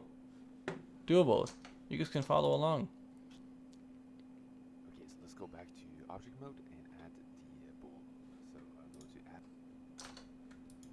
Alright, so we're good on that. Tab back into object mode. mesh and then add a UV sphere. I could do that with this. Mesh, UV sphere. Boom! So now it's hiding inside of this. And let's go into the modifiers, add modifier and add a subdivision surface modifier, which increases the amount of polygons. Go into modifier. Subdivision surface will make it smooth, and then we can bump it up. What does he bump it up to? Set the amount of subdivisions to 3, and then Okay, he does it 3, sure. 3, 1, 2, 3, apply. Am I the only one that finds it super satisfying to learn keyboard shortcuts? There's something about it. Oh, totally. It's saving time. Optimizing is like the most satisfying things in the world. scale up the sphere. Okay, so And then click G, then set to grab the sphere. click S. I hate how he doesn't give me numbers, so like I don't know. I just have to go by gut feeling. You know? Whatever. Let's not focus about those details. So now we're pressing G to move it. Wait. Sphere, G, S. Or Z. Okay,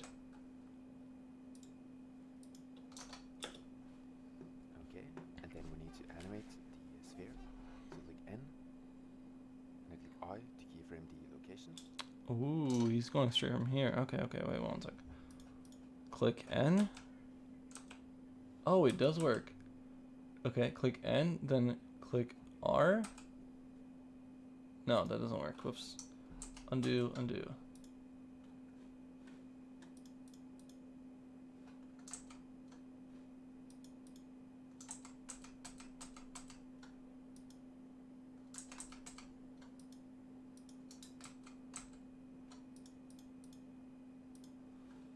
G and Z.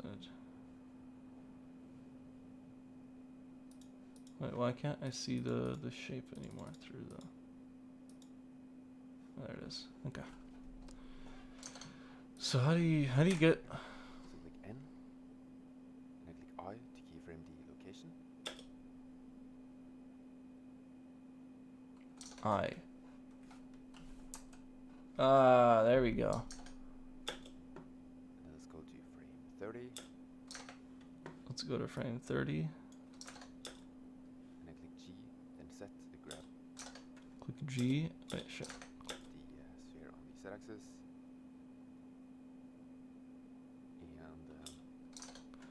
And Okay, you guys get what you guys get what's gonna happening right now, right?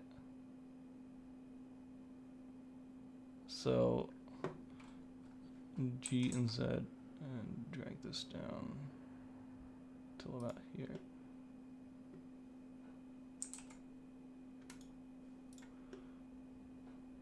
You get it? Alright, cool. For those who don't, we just took a sphere on frame 1, put it in the sky, moved to frame 30, and dropped it down. One thing I just realized is for some reason we're on frame 42. That is a no. Shit. Alright, we did something wrong. Fucked up something. So let's just undo. Okay. So start it here, then go to frame. Oh no, so you go 0, click I. No, click N.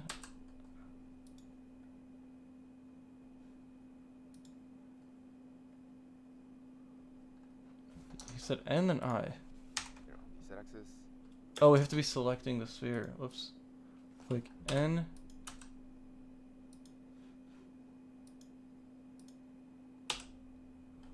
Then I.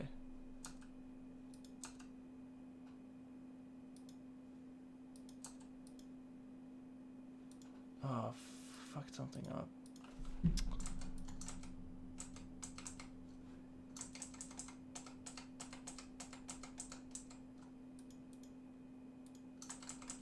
One second, boys.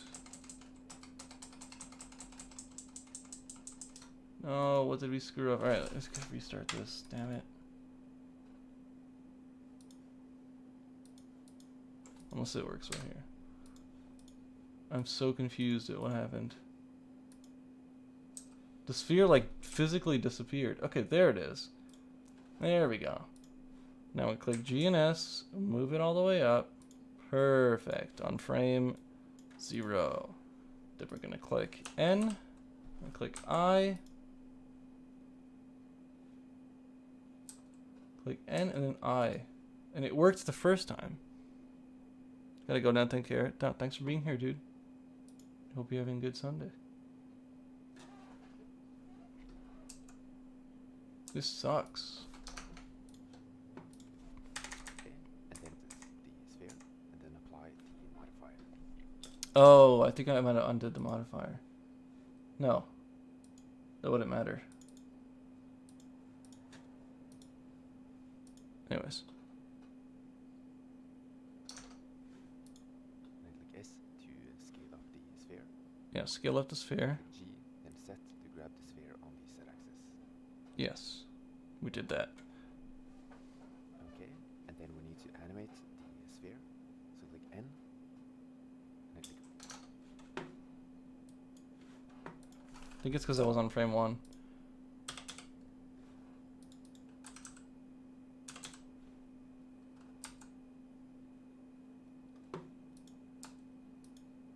Ah, there we go. Gonna jump off now as well. You get some food. Take care, everyone. Thanks for being here, dude. We got it figured it out. Alright, we're good. The size of the ball looks a little big. I'm kind of worried about it, so I really want to just reshape it quickly. Make it like this. Okay. So now that we got that done, we're going to move to frame 30. Make sure we don't screw up anything, and we're going to click G and Z. And move it down to the bottom of the box. And we want to get it as low as we can before it pops out, probably about here. And now, technically, if we play it, we should see the sphere just scale down. I didn't see it do it, but... Oh wait, keyframe on step 1 disappeared.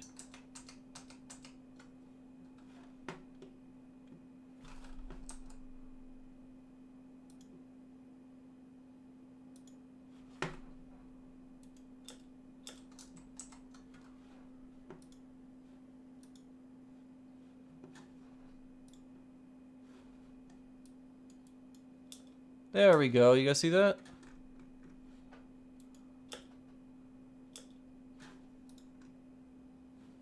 Okay, so if you're not clicking on the sphere, the keyframes don't show for some reason. Anyways. I to keyframe the location. Grab the sphere on the Z-axis. And then click I to keyframe once again. And when we move on the timeline, you can see that we have the animation. So let's add the fluid physics to the different objects. Oh, damn. And the obstacle type for the sphere. Okay, so we're already getting started with the fluid physics. Okay. Oh wait, the modifier disappeared. Oh man, this is ass.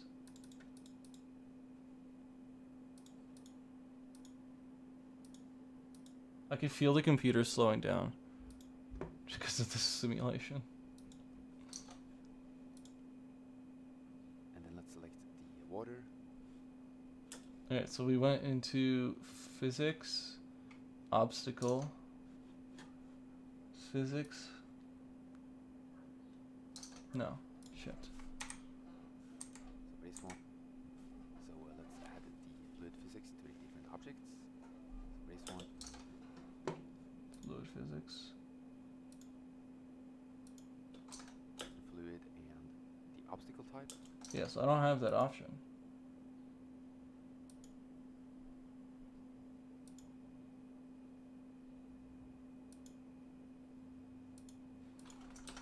Damn it, this sucks, dude. I hate when this happens. I just want it to be easy to do, but it's not. It says obstacle. I don't not have an option of an obstacle in my fluid. Okay, let's see. Blender, physics, fluid, obstacle, option not there.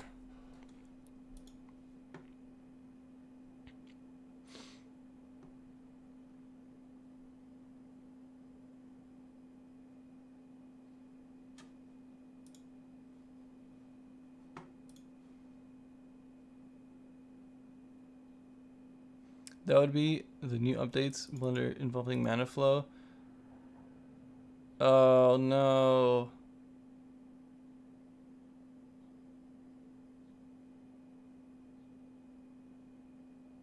Oh, okay, we can use Effector. Okay, hopefully this still works. So because of that, remember that video we watched earlier about CG Geek where he was using mana flow? In Blender 2.82, which is the one we have, which just came out, they added mana flow, which redid the way water fluids work, or water fluid simulation works. Hopefully not too much. Let's select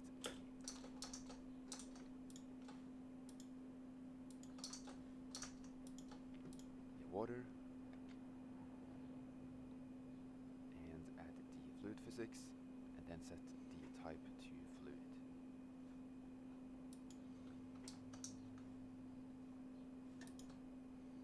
And then we need to select the domain, which is the border for the sim. Okay, wait. So this was collision. This was fluid. And then the area that the fluid simulation stays within is going to be domain. This is the actual smoke, liquid, fire emitter. Flow. Okay, so we're going to be making a flow. So they made it easier. So you have none, which is nothing. Domain, which is going to be where the fluid stays within. So domain is the container, whether it's a water bottle, a pool, whatever, that it will be the domain holding in the liquid. Then you have flow, which is smoke, liquid, or fire, or any other kind of thing that you can emit. And then effector will be affecting those things. So an effector will be like the ball.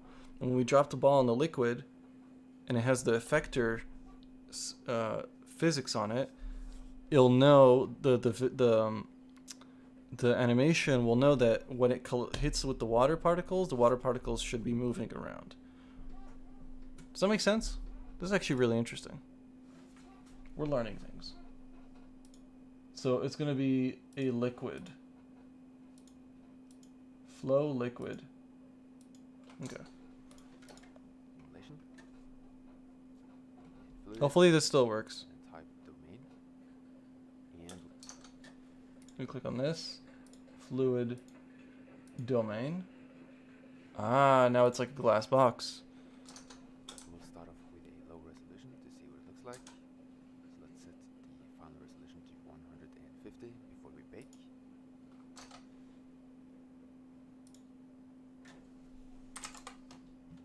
Okay, resolution's on 150. And then we'll increase it later. Oh wait, no, that's final resolution. Shit. Do I even have that as an option? Resolution divisions. Maximum resolution. Oh, okay, no, that works. Where to send portfolio review? Can you send it to the email that I'll put on the screen if you want to get it reviewed? That's not it.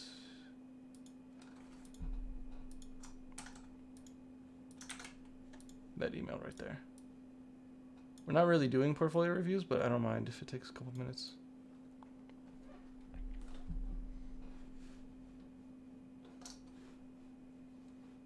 Anyways, let's continue with this. What was the next step? And let's also set the viewport resolution equal to. Viewport resolution set to final. Do we even have that?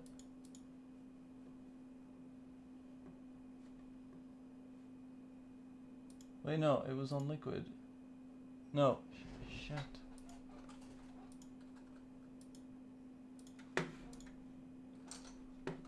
I got distracted. Resolution to 150 before we bake, and then we will increase it later. And let's also set the view, and then we will increase it later.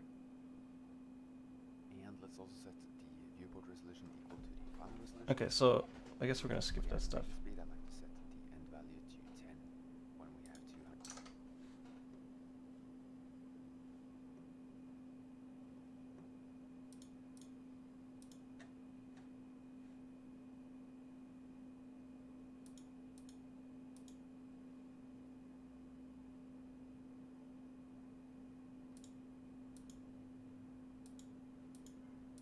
Oh, here.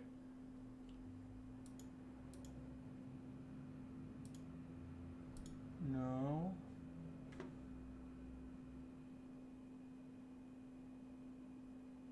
Yeah, they really changed the way this works.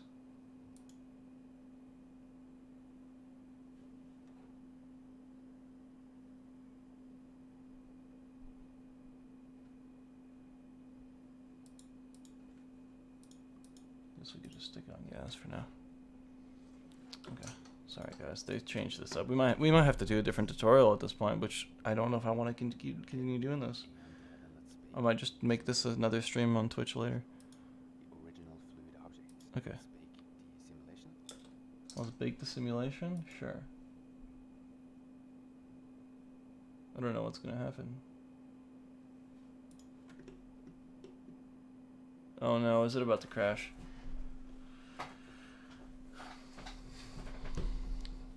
I'm scared. Oh, it's 6%. It says it in the bottom. Okay, let's give it a try. Let's give it a try. Resume it. Tell me if the stream is dying.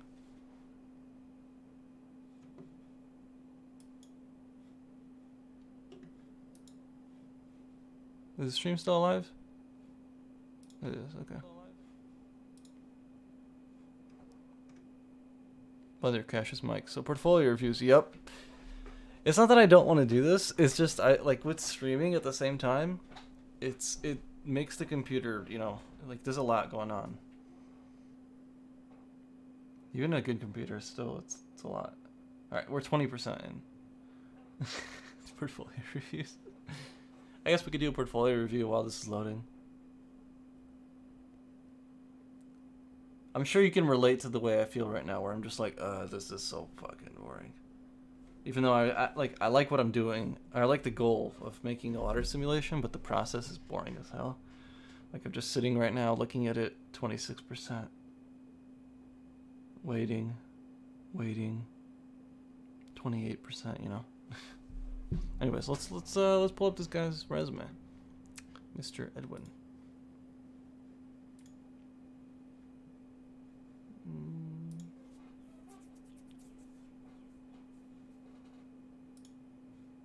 I have not received anything from you, Edwin. Maybe it's in the spam.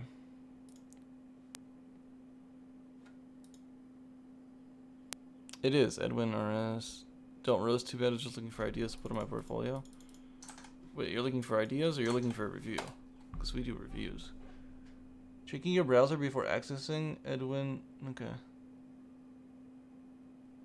Practicing building offsite with it. Yeah, okay. Sure, let's pull this up.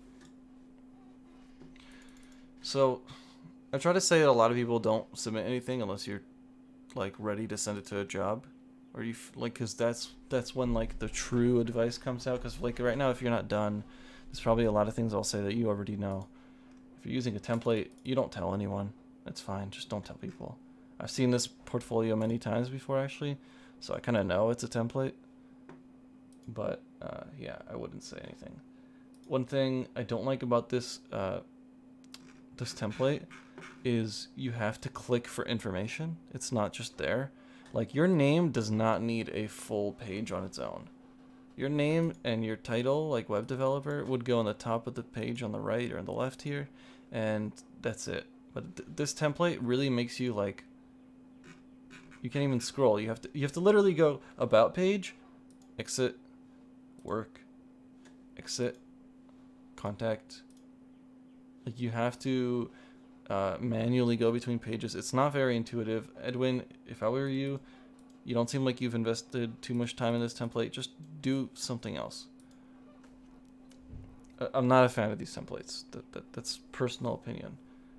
If you want opinion on what you currently got, I mean, you don't have much, right? Because it's not done. Like, there's not much done to this portfolio. It's kind of hard to give you some actual advice. The only thing I'd say is,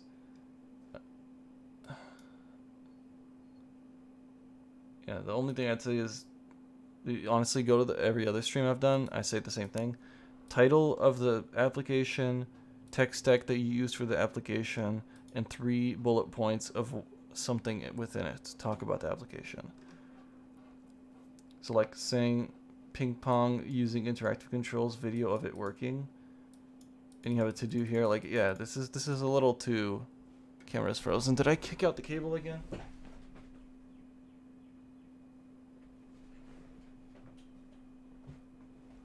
Yeah, all I'm trying to say, Edwin, is you need to finish this and then bring it back, because I can't really give you much advice, because there's literally notes saying to do.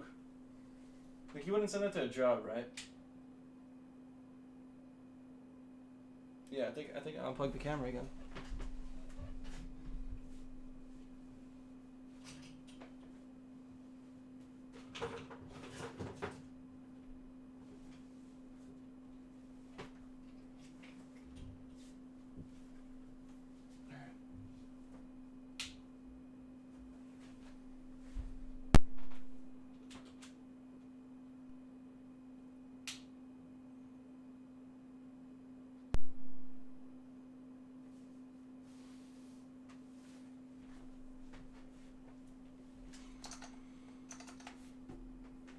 One sec, let me fix it.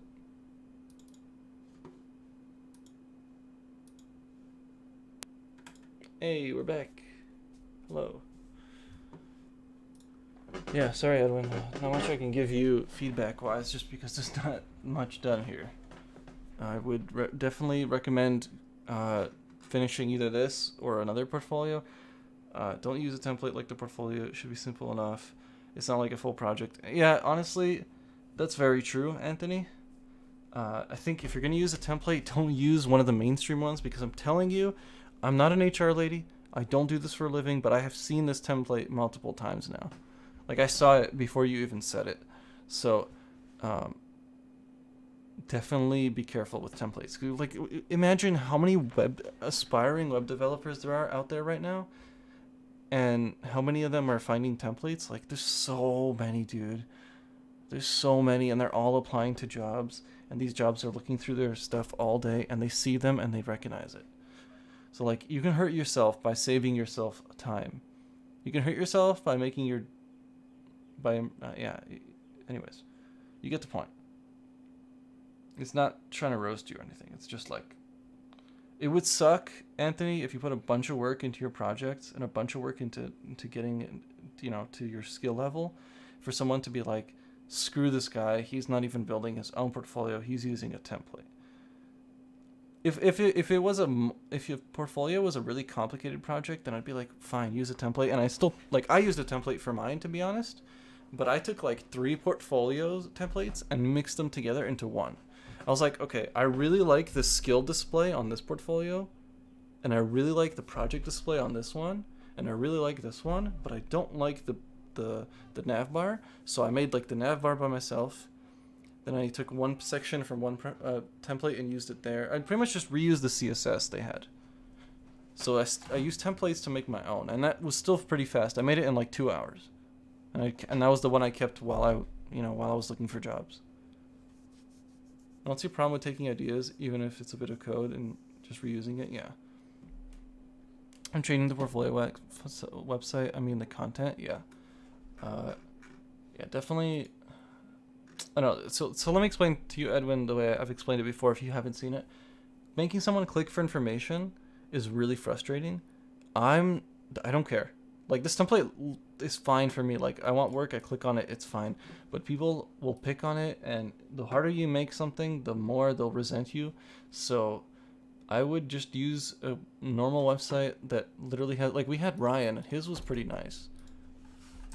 Ryan. His needed work. Oh, he already started fixing it up. Alright, well, not to call out Ryan, but Ryan's wasn't too bad. Look at this. He has his name, full stack software engineer, one sentence talking about him. His skills, they're not organized, but he's going to work on that. His projects, these projects were, this display was super cool. Like, look at this. He's got tweet tracking bot. And then he's got a description, and he says what he used, Python and Twitter API. Then he's got a picture of it. Expensy, React, Express, Mongo, Redux, and Node. And then he's got a description of it. Like, beautiful fucking display here. Like, I don't know why I never thought about this. A picture and overlaying the text, but not covering it up. Like, this looks really good. He still needs to make changes, like the padding and the fonts and the colors and stuff, but like, this is pretty easy to make. This wouldn't take somebody much time. If you want, I'll even post a link in chat if you want to use that as inspiration. I'm sure Ryan would be glad to help others. I can't believe I stuttered that. Whew. Anyways, back to this. Oh yeah, we baked it. Free data? What does that mean? Big data.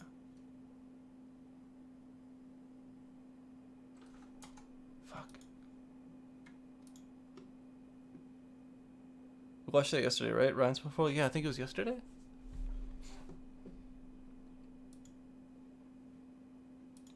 So one issue I'm seeing is that it needs to be liquid. The problem with liquid is that the box isn't transparent. This is, okay, this sucks, but we're gonna have to pick a different tutorial just because of this stupid Mantaflow. Do you and your team need to That work sucks. remotely? Open your free account I feel like we should just, yeah, I feel like I should build this and then show it on stream. at Monday.com. So with the release of Blender 2 Simulator inside simulations, so without further ado, let's Maybe we could just move on from where we are now and apply I'm this. actually using Blender 2.83, the latest versions of Blender. I'll put the link into the description. Scale it down along the Z-axis a little bit, and this will be a nice shape for our domain. Next up, just as before, we need to add an object to add fluid into our... So the idea is pretty simple. Holy shit, go back to show the animation of water. Yeah, you liked it? We're gonna make that. It looks really fucking good. versions of Blender in Blender. Wait. This Where's the one we're making in this video? fluid / This one. water simulations. So without further ado, let's get into that mana flow, bro. That mana flow, bro. It's cringe. Let's Alright, go- so the idea of water fluid simulation is pretty simple. You got, let's restart with this. Can I delete these? Wait, no, I'm baking shit right now. Cancel. Cancel the fluid. Okay, cancels. So, the idea is pretty simple.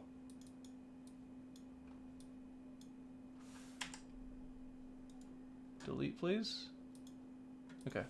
So you have, let's see if I remember my, ooh, I know what I'm doing. Okay, so here's how it works. I'm gonna try and explain it to you guys as if you have no clue what's going on.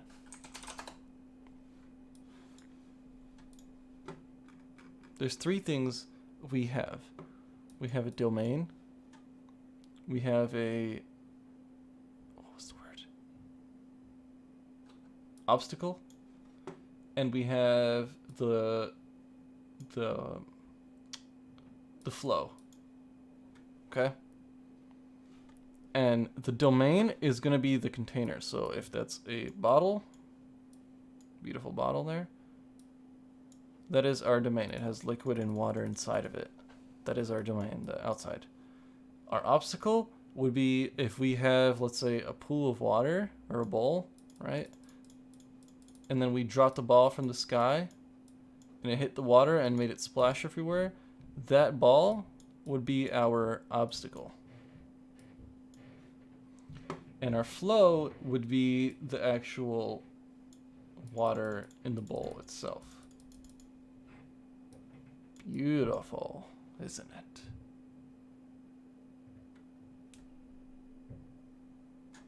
So the idea is pretty simple. Let's see how hard it is, the execution is.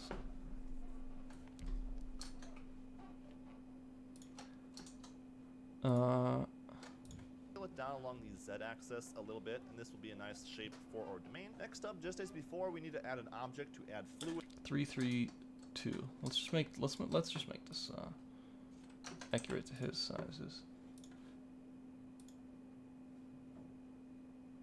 I'm gonna remove.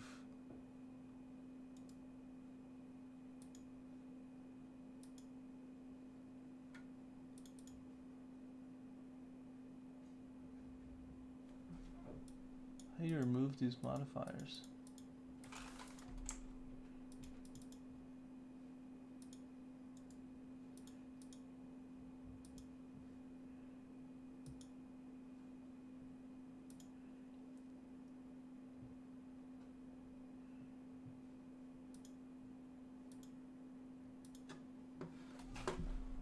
So basically we need to combine these three. Exactly. One thing I'm going to do quickly is remove modifier Blender. I have like 1,000 tabs open when I close this. Delete a modifier. Click on the modifier and there should be an X.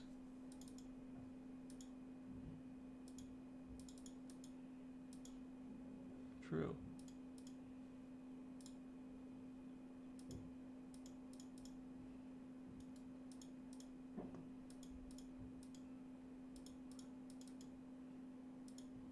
True. Alright. Start from scratch. Let's take his dimensions for this box. So he does 3, 3, and 1.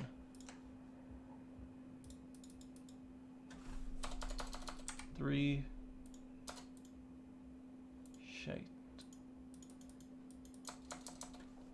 3 3 1. Okay. I'm just trying to stay accurate to his model, and then we can go from there. And just camera again. Why? Dick.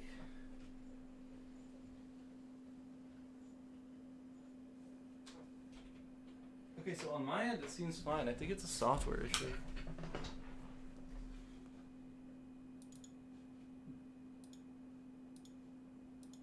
Or it's my HDMI cable, which was loose. Probably that. Hopefully it doesn't happen again. Alright. So. Let's see. He's probably going to add a modifier. Scene, so I'm just going to drop in a UV sphere by going Shift A and adding in a UV sphere. If I hit Z and switch to wireframe, we can see that there. See, he explains it well. He tells you what button to press. I'm just going to scale it down to something much smaller, and then hit G and Z to pull it up along the Z-axis, just so it's sitting at the top of our cube there, but still inside of it. Okay, so let's see if we can do that. So he said create a UV sphere, Shift A. I know that command. UV sphere. Scale it a bit smaller. Then he said click Z and go wireframe. So you could see it. And then I don't know what the command he used for this, but to have it. Oops. Pull it up along. See that here by going Shift A and adding in a UV sphere. If I hit Z and switch to wireframe, we can see that there. I'm just going to scale it down to something much smaller, and then hit G and Z to So it has red, blue.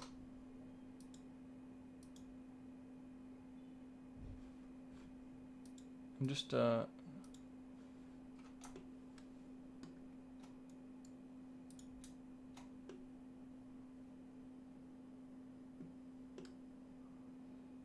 to figure out a little shit right now.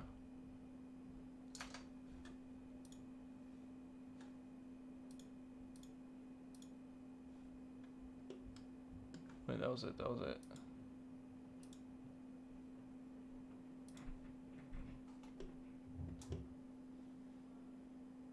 Damn it, I keep fucking it up. Red and blue, there it is, okay. No!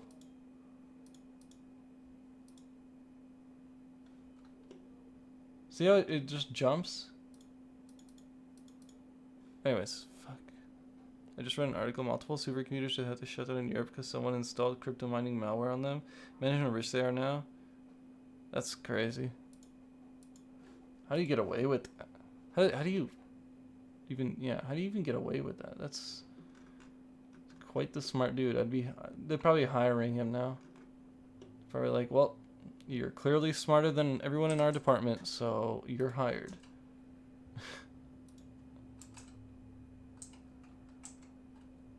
Oops. Didn't want to do that. Oh, God.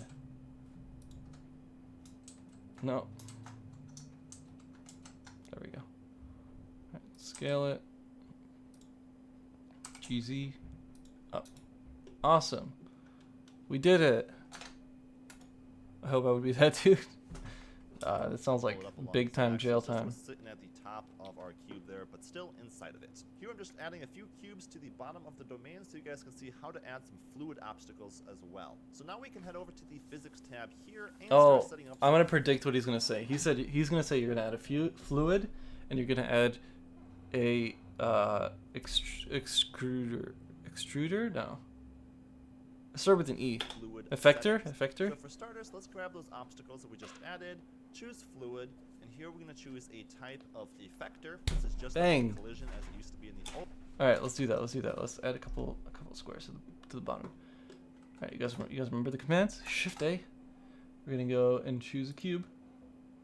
We're going to grab said cube and rotate it a bit.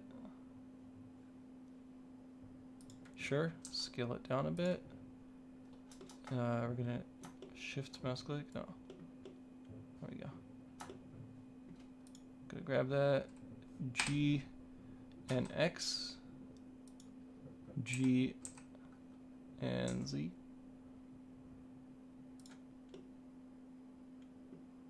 And then let's just shift D and duplicate those around the pool here.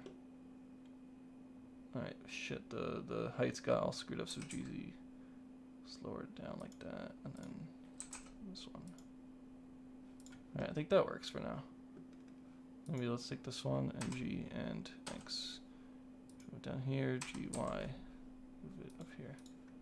Alright, this works, boys. I think this ball is, instead of it falling into the water, is going to be the emitter for the water. That's my prediction right now. Old simulator, and Oh, here yeah. it's already set to collision. We don't have to do change. Click this. Fluid. Flow. Oh no, effector. Click this. Fluid. Effector. Fluid. Effector. Change anything. Just go ahead and set that up as a fluid effector on all of your cubes. Next up, we need to tell Blender what we'll be adding the fluid into the scene, and that's going to be a Yep, UV sphere. So I here we're guessed just it gonna add again. Fluid, choose a type Big brain. of flow. Here we need to change the flow Alright, so this is going to be emitting the liquid. type from smoke over to liquid, Liquid, and and then choose the flow behavior to be in flow. As you can see, it says here it will add fluid to the simulation, and this is going to constantly add oh, so you know what? Inflow and outflow, I think tells it where the flow of liquid or whatever is coming from. So when we saw that one video where there was like a person running and the smoke was coming off their body and it would just look like a smoke shaped in a person was running, that must have been outflow. Fluid to our scene for the whole duration of our timeline. Now, if you don't want it to be adding fluid the entire time, what you can do is like what I did and jump to something like frame 40 here, hit a keyframe on the use inflow. So hovering your mouse over it and hitting I will add a keyframe. Then you can just jump to the next frame and hit I again to add a new keyframe, but this time uncheck it when you hit I. So it is now turning off the inflow at frame 40, and then we don't have any more fluid being added to our scene. I'm okay with that, so let's do that. So we're gonna go geometry inflow. We'll go frame 40, click I. So you have to actually select what you're keyframing, which is really annoying. So we'll just do this. And then move over one frame, and then check it out, and click keyframe. So now, perfect, it works. All right, next up.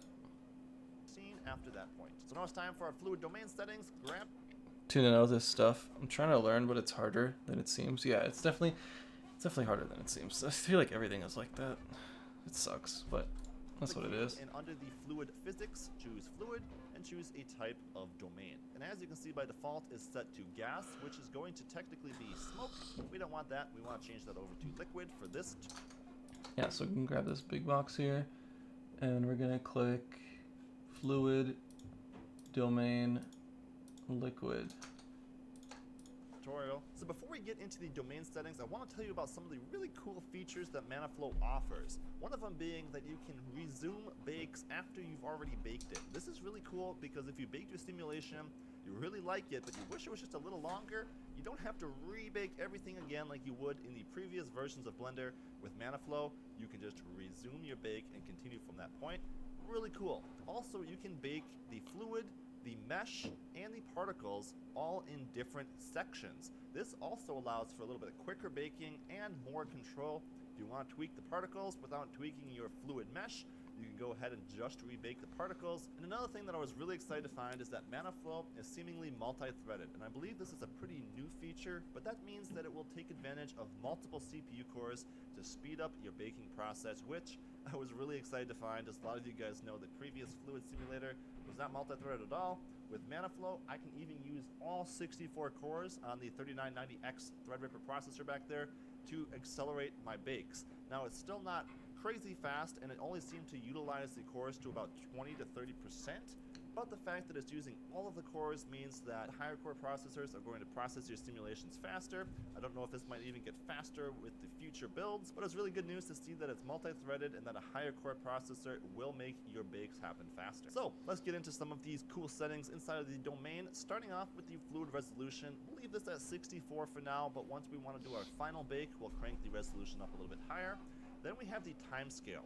Now I found that the timescale was a bit fast for my liking, at least at 24 FPS. It seemed like the fluid was just moving ridiculously fast. Now maybe that's realistic because fluid is pretty fast, I guess. But I found it looked better to my eye changing this down to about a 0.5. And I recommend you do it too because you can always speed up your footage later on, but you can't slow down a fluid simulation. So go ahead and change it to 0.5. That makes sense. You might like it better. Always speed it up later. And then with the time steps here, you might want to increase the minimum amount because I found I got a little bit better results when I cranked this up to at least a 2, as it gave it a little bit more information to calculate between frames and fix some of the issues I was getting with some faster moving fluid. So I'm going to go ahead and set that to 2. Down here you can see we have border collisions now. This will allow the fluid to collide or not collide with parts of the domain, which could be kind of cool for some uses. Then in the liquid settings here, we have some options for fine-tuning your simulation. I actually didn't really change much of these because I found the defaults here to be pretty good, but you can add like more or less particles by increasing the particle maximum, as well as some other fine-tuning. We should try and like max the shit out of the settings and see if my computer could do it. That you guys might Probably a good way to end the stream because it'll literally end the stream. want to get into, but don't really have to touch for some basic fluid simulations. And now what we can do before we go into the particles or the mesh is we can see what our fluid simulation is looking like if we scroll all the way down. So under the cache setting here, we can get a real-time playback of what the fluid simulation is looking like in our viewport if we change it from module to replay. Here we can go ahead and play it right inside of our viewport then and get a live playback of what.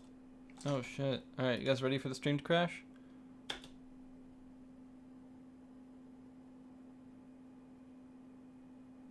It's running 3 frames per second.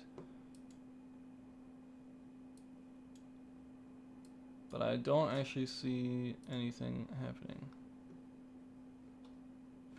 So, no, it's not smoke inflow, it's liquid inflow. Alright. Oh, it's working! Okay, it's actually dropping water. It only dropped a bit, like literally like 10 drops, but okay. It's working. Hey. The fluid simulation is going to look like. As you can see, it's happening kind of slow, but it's cool to kind of see how the fluid will be interacting with our scene. You can see that the collisions are, of course, working here. Great to just save you a little bit of time and see if the simulation is going to look the way He you gets a want. lot more fluid out than I do.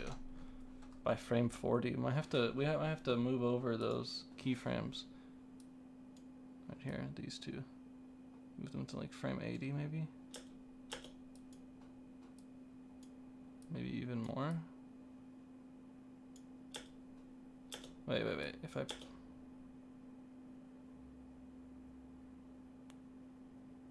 Why does it loop? It like breaks. Maybe it's not... Maybe I fucked up something here. Domain liquid.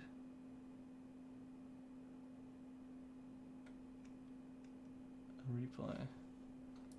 I think I might have done... By doing great to just save, we'll be interacting with our scene. You can see that the collisions are, of course, working here. Great to just save you a little bit of time and see if the simulation is going to look the way you want. And actually, by doing this, I can see that there's not quite as much fluid in the scene as I might like. So what I can do here is just grab our fluid emitter here and scale it up a bit larger. This will, of course, add more fluid to our scene now. And to get it to update, I might have to hit one of these settings real quick and just make sure that it updates the cache here. This is one of the areas where the fluid simulator was... I didn't even know that. I mean, that makes sense, right? Make a bigger faucet, more water will come out.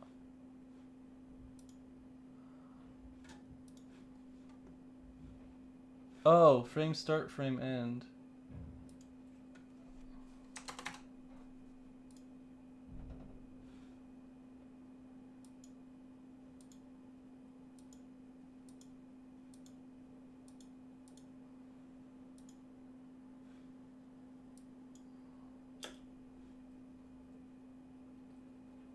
Okay, so something's breaking. I don't know what. Was acting a little bit weird with the playback, a little bit not the way you might expect it. But as you can see, scaling that up a little bit and giving a few more keyframes gave me a lot more fluid into my scene.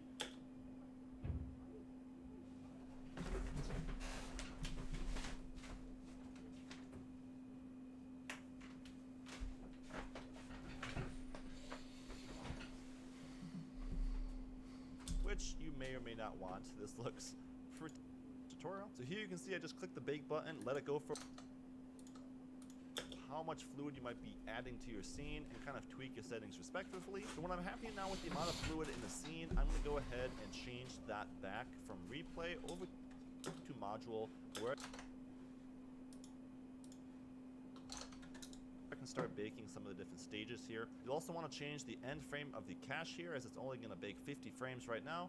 If you wanted more than that, you'd want to increase this right here. I'm going to leave it at 50 because I'm not doing a big simulation. I wanna do 100.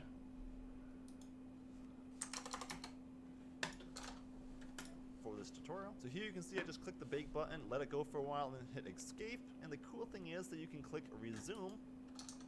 So you click the bake button.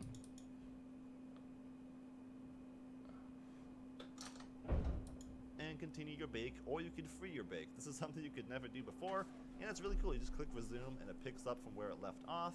I think this is looking pretty cool, so we can move on to the next baking stage now, which is the meshing stage. So scrolling down here, you can see we have mesh. You're gonna want to go ahead and check that. You have the up-res factor, which kind of is another layer of divisions over the fluid to make it a bit of a higher quality fluid.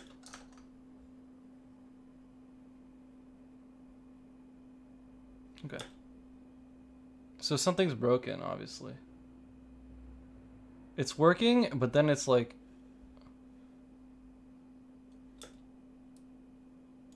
It's working, but it's breaking. Every time it breaks, it gets farther and farther. It's looking really cool though, but something is broken. It's like that looks really fucking good.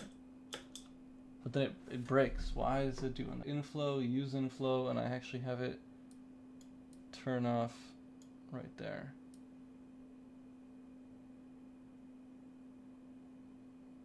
Okay. So it breaks right there.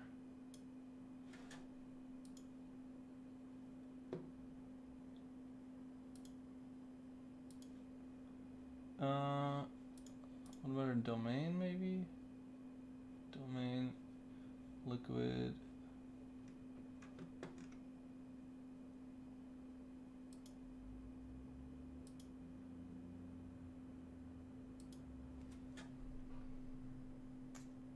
Anyone know if I forgot something? Oh my, the chat broke. Everything just popped up. Of course, ethical way, 5head. You know, doing pen testing as part of my security degree requires a lot of networking knowledge. Pen testing is pretty cool.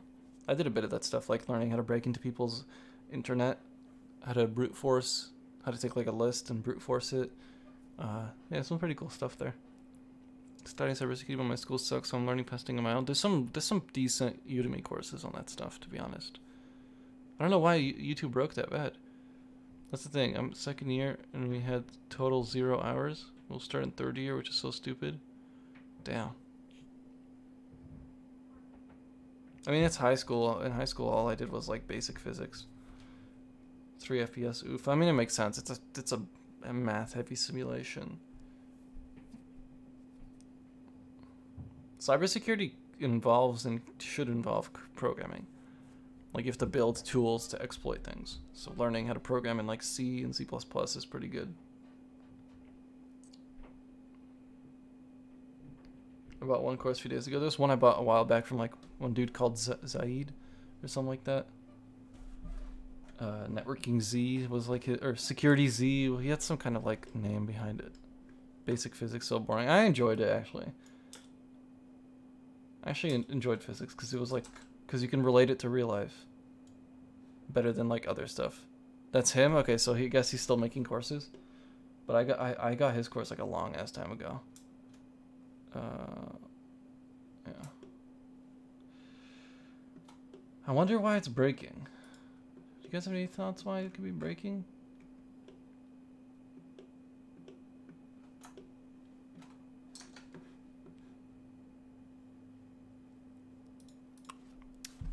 Blender water simulation breaks and loop.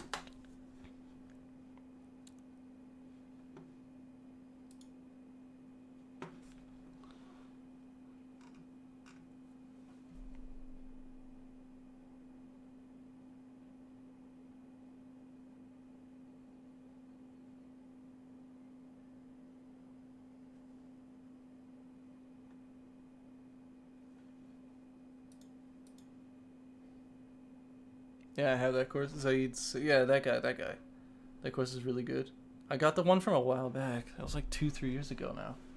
I remember I was so excited. I bought like a network card. You know, like the one you plug into your USB, like an exploitable one. And I was like just going around like the neighborhood and like sitting at like a bench, and just like catching packets of people's internet, and just being like, all right, let me simulate the handshake. All right, I did that. All right, let me use Aircrack NG to brute force their internet, and sometimes it worked, sometimes it didn't. It was like one person where I left my computer next to their house, and yeah, in Kali VM exactly. Yeah, see, like that's fun stuff. Of course, it's not necessarily what you'd be doing on the job, but pretty fun stuff. Why is it breaking? Pissing me off. I don't think I did anything wrong.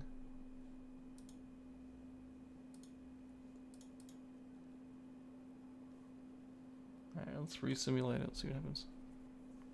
Kali VM is pretty fun. Just like screwing around with people's internet and stuff.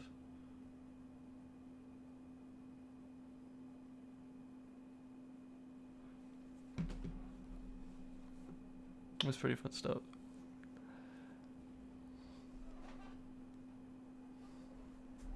I'm gonna have to end the stream soon just because of the dog. Gotta go feed her and walk her. That sucks. We've been streaming for 2 hours and a half. I definitely want to continue this. Let's see if we can get this working, and then if not, we'll end from there. Sadly.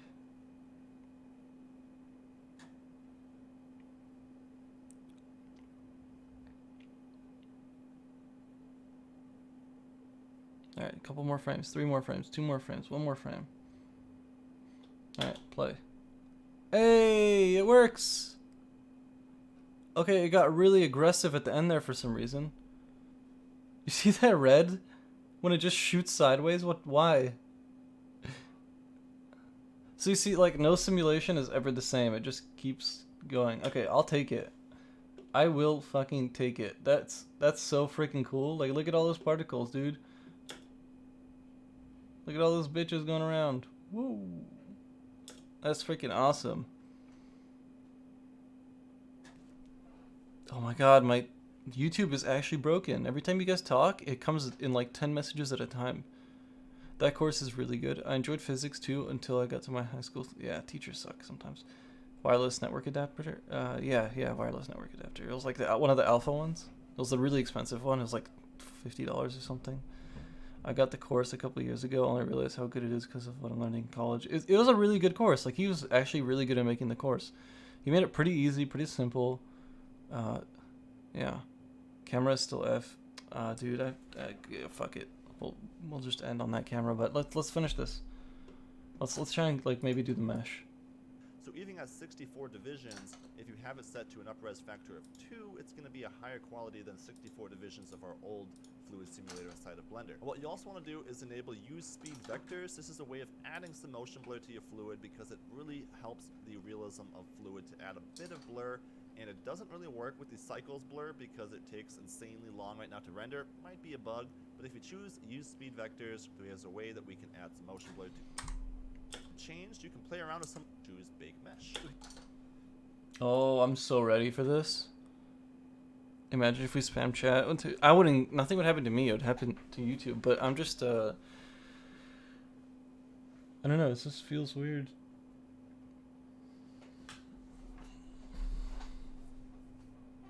Wait. No, I did mesh for the wrong thing. Damn it. No, I didn't. I did it on the right thing. Never mind. Shit.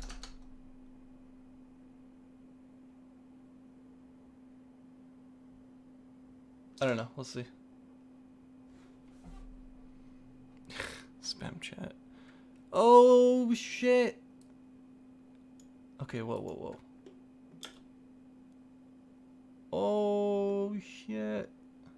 We got water simulation, boys. It's literally breaking the computer. Okay, not really, but it was running at how many frames a second? 5, 7, 6. I feel like that's really good. Like running 6 frames a second on something so heavy. I don't know why the mesh is like an identical version right under it. I mean, that's on purpose. I don't know. Okay. Here I have a fluid simulation that I think looks pretty cool, and I'm ready to move on to the particles and then the rendering. So there's one more stage of baking, as I've been saying. It's the particles, and here we're going to want to enable spray, foam, and bubbles. You can see we have a lot of settings for fine-tuning the particle simulations here. I didn't really find that I needed to change any of these. A lot of these settings change things very subtly, so it's not going to be a big obvious change. The biggest one is going to be the up-res factor. This is going to take a lot more time to bake if you increase it, but it's going to give you a lot more particles and a lot. Let's just render it out like this, see what happens. I think we do have to go to wireframe mode and go into this mode. Okay.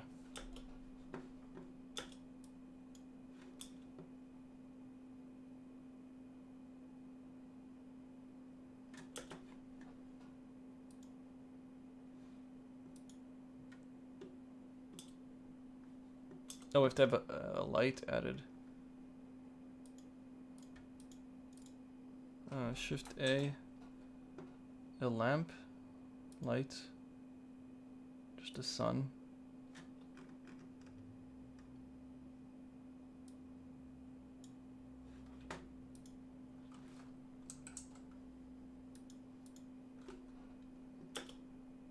Alright, honestly, that's not the worst thing in the world.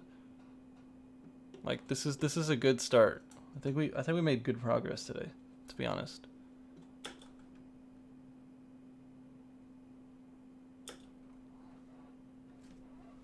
I had problems with the render videos in Vegas, so yeah, this is I mean, I have a 2080 and decent CPU, and it's pushing through, but still.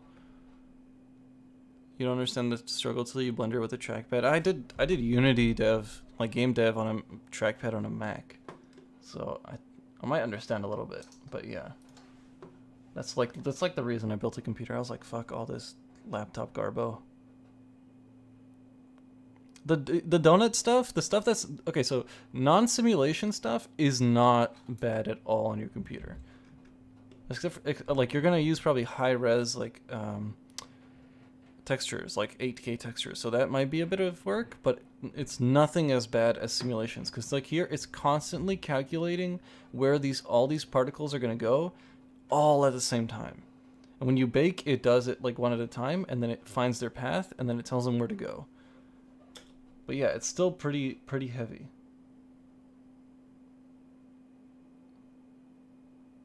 As you can see. I'm gonna tell the sphere to chill the fuck out when it explodes, right about here. I'm just gonna tell it to shut off.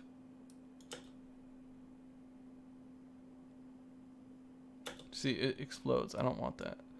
So we're gonna shut it off at like 30 frames. And then we're gonna have to go and rebake this bitch. So let's go back into this mode, I think, and grab the box, the cube. Free data. Bake. We'll rebake the water simulation with it shutting off at 30 frames a second. Sorry, at 30 frames. I don't know why the camera keeps shutting off, dude. It's so frustrating. I think it's a loose cable.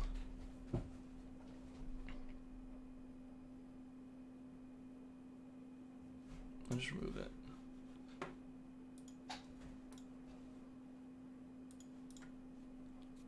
Alright, 85 frames, 90, 94, 95, and 100. Alright, let's play it. Boom, that looks beautiful. Is it actually interacting with the cubes? I can't tell. Oh yeah, it is.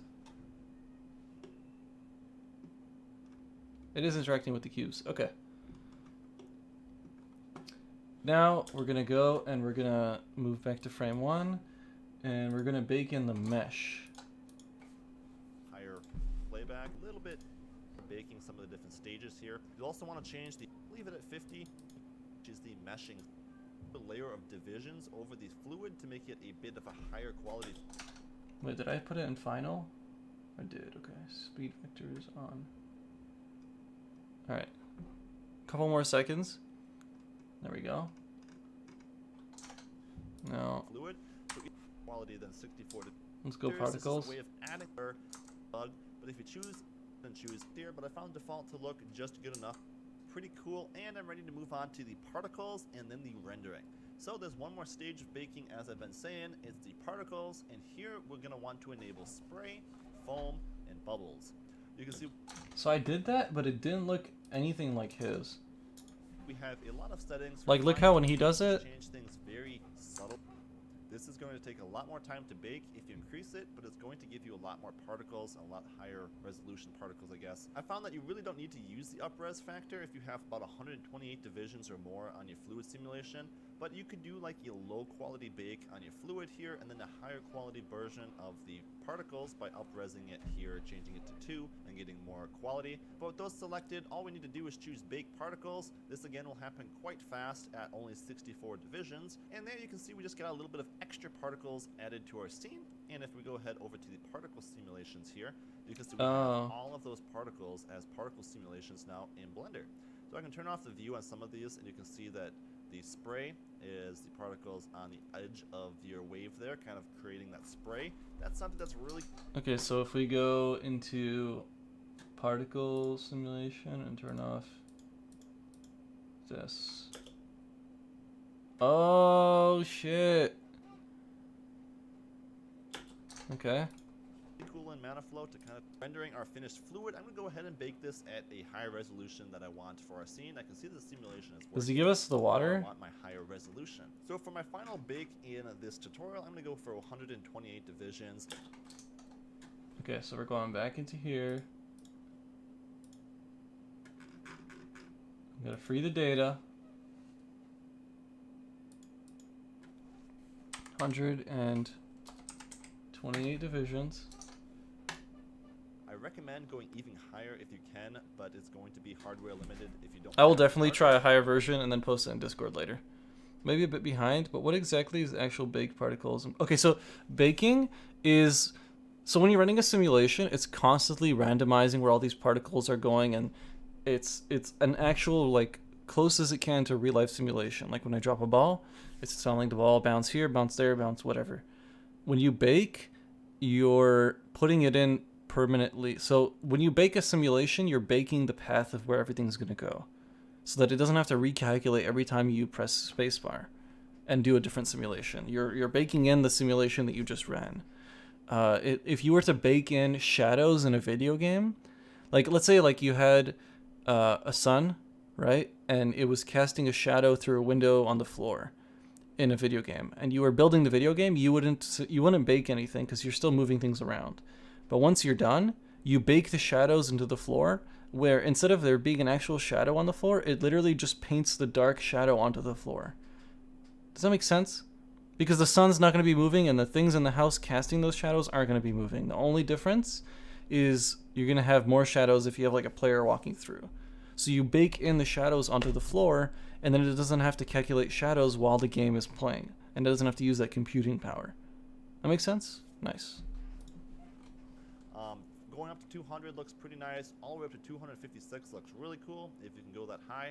And what's cool is that the fluid particles are going to automatically increase with the resolution of your simulation. So you really don't have to change any of the particle settings, as there's just going to be more particles with more resolution. So while we're doing all this baking, I got something I want to quick tell you about. If you want to build a website hassle-free No. to get you up and running quick, just of a website, a lot better, and we have a much nicer. Wait, did I start the bake? Fuck. I should have done that while I was talking to you guys, because it's going to take some time. Okay. That would save a lot of power. Yeah, it really does. A website or domain. So now we have a much nicer looking bake at 128 divisions. I have an idea what we can do as the next project. We can have like a faucet, tap open, and pour water out, and it has to go through like a water slide into a pool. As you can see, the quality already looks a lot better, and we have a whole lot more parts. That'd be really cool. Added into our scene, which is really cool. So let's go ahead and start rendering some of those. We'll start off by right-clicking and shading smooth our fluid there. So now all I need is a fluid material and an environment to add light to our scene. So I'm going to go ahead and split up my window here so I can bring in a shader editor. Up on top here, I'm going to give our fluid, Okay, too fast. campaigns, and much more. Website, I can bake at 128. Only 25% right now. Okay, let's watch this once, and then we'll redo it. A lot better, and we have a whole lot more particles being added into our scene, which is really cool. So let's go ahead and start rendering some of those. We'll start off by right-clicking and shading smooth our fluid there. So now all I need is a fluid material and Okay, cool. an environment to add light to our scene. So I'm going to go ahead and split up my window here so I can bring in a shader editor. Up on top here, I'm going to give our fluid a new material by deleting the principled shader, going Shift-A, and adding in a shader, glass shader.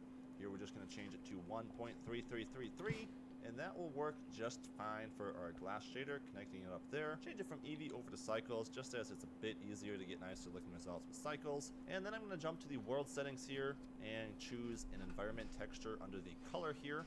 Choose environment texture, and an HDR is really important for the look of your water. Using different Oh, HDR is like the lighting in the shot and everything, and where the light's coming from, where things are going to reflect. It's, yeah. HDRs will give you very different results, so it's going to depend a lot on what the light shining and reflecting off of that fluid is going to look like.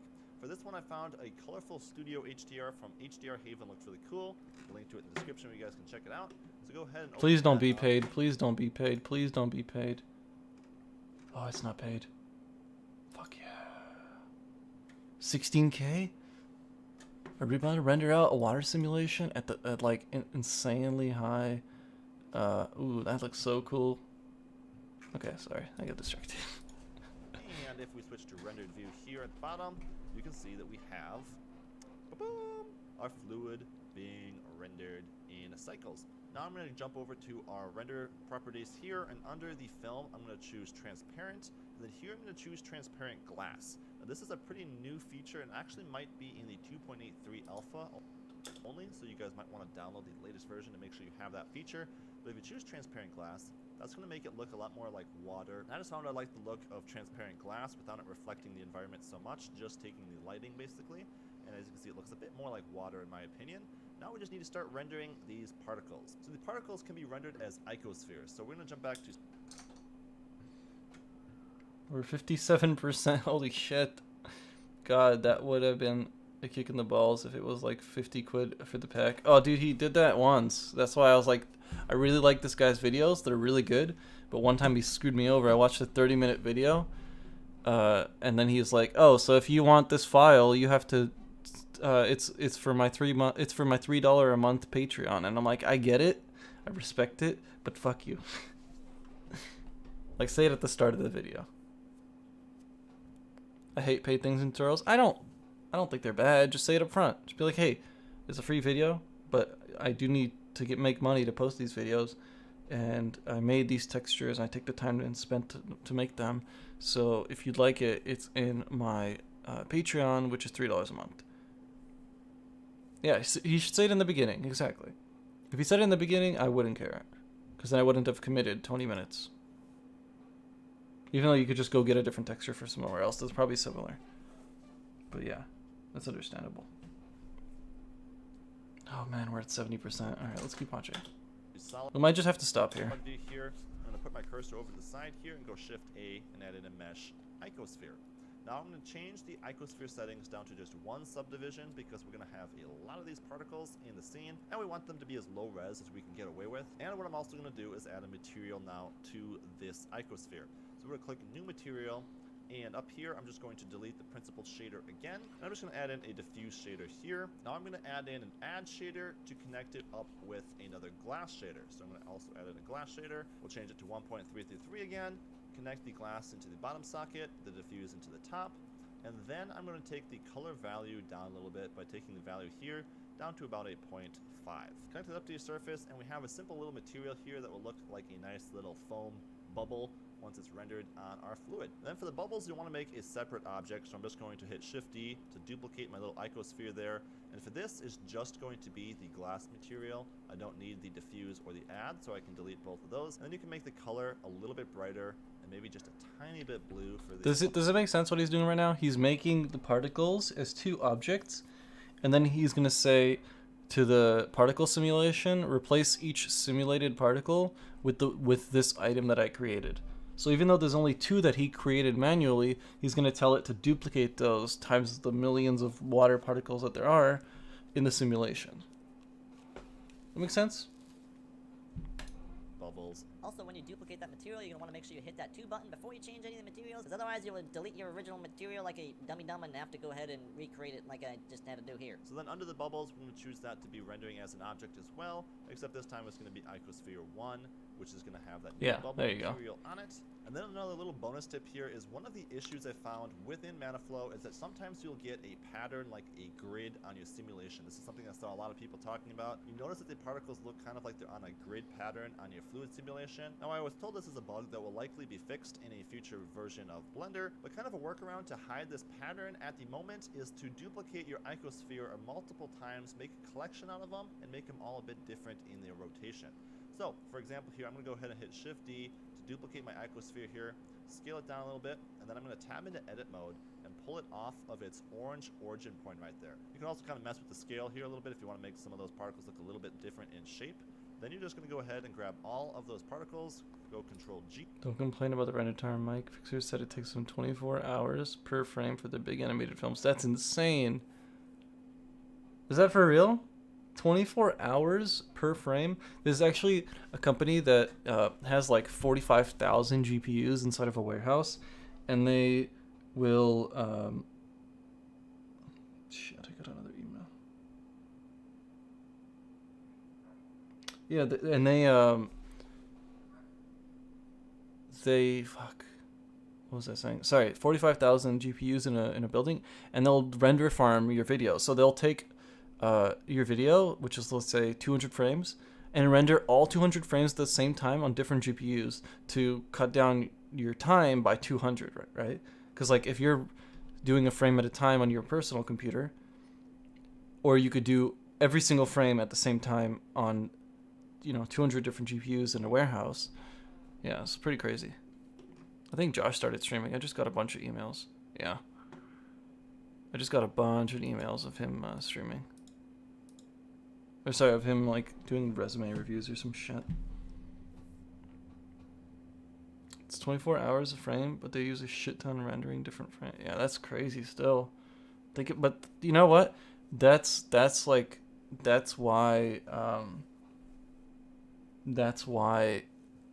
this stuff is really like tedious. Like imagine rendering out something for 24 hours just to be like, you know what? I'm not happy with the water. I need to re-render it out. That's why you render like one frame instead of rendering out like a full video. That's why in my case, I'm baking things in. So like once I'm happy with the water simulation, I'm going to bake it in. And then every time I run it, it's going to be a lot smoother because it's not recalculating the water simulation. It's just doing the mesh and the particles. It takes them like 3-4 months to render Finding Dory. Damn. I remember that scene yesterday we saw in the Twitch stream of the girl falling like in a factory. He said that took a week. It was like the inside of a factory, some lighting and boxes, and then he had a simulation where the girl falls down, breaks her legs and whatever, and that rendering took a week. To make a new collection, we can go ahead and name the collection right here, something like Splash. Then if you Worth it though, yeah, for here, sure. Change it over to render as collection, and then choosing that Splash collection that we just. I feel like I would just like put it on a Raspberry Pi and have the Raspberry Pi render it out and take like a month. Because I need my computer. You can see that this helps break up a little bit of that grid pattern. It doesn't do it. Alright, so we're going to have to finish this video off stream or later on Twitch or something. Just because time. But let's see what the new particle simulation looks like.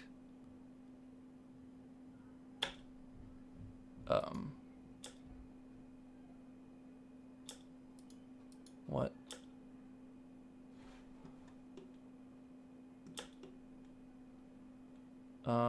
What? Oh, I know. I know. Boom, boom. Boom, boom. Oh my god, look how many more particles there are this time. Do you guys remember how many there were last time? Look how many more there are this time. What if I put it up to like 500? That's nuts. Okay, I'm definitely finishing this video, and then I'm gonna come back and make it like 500 and just let it go for like an hour. Look how many particles there are. 4 frames a second right now. I love how also the things with higher movement have higher colors.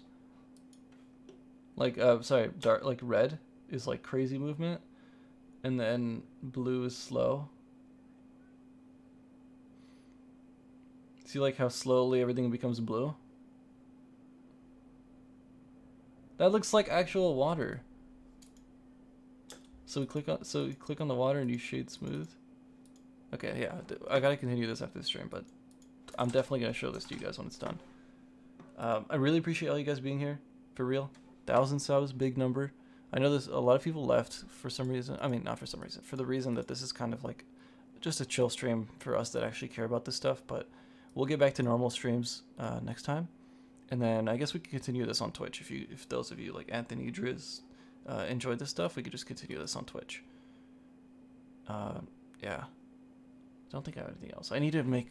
I have 2 videos that I've like almost done. I keep forgetting the Twitch bot, and then I have a freelance video for the Grind Roll channel. I just keep like procrastinating them over other things that I haven't done.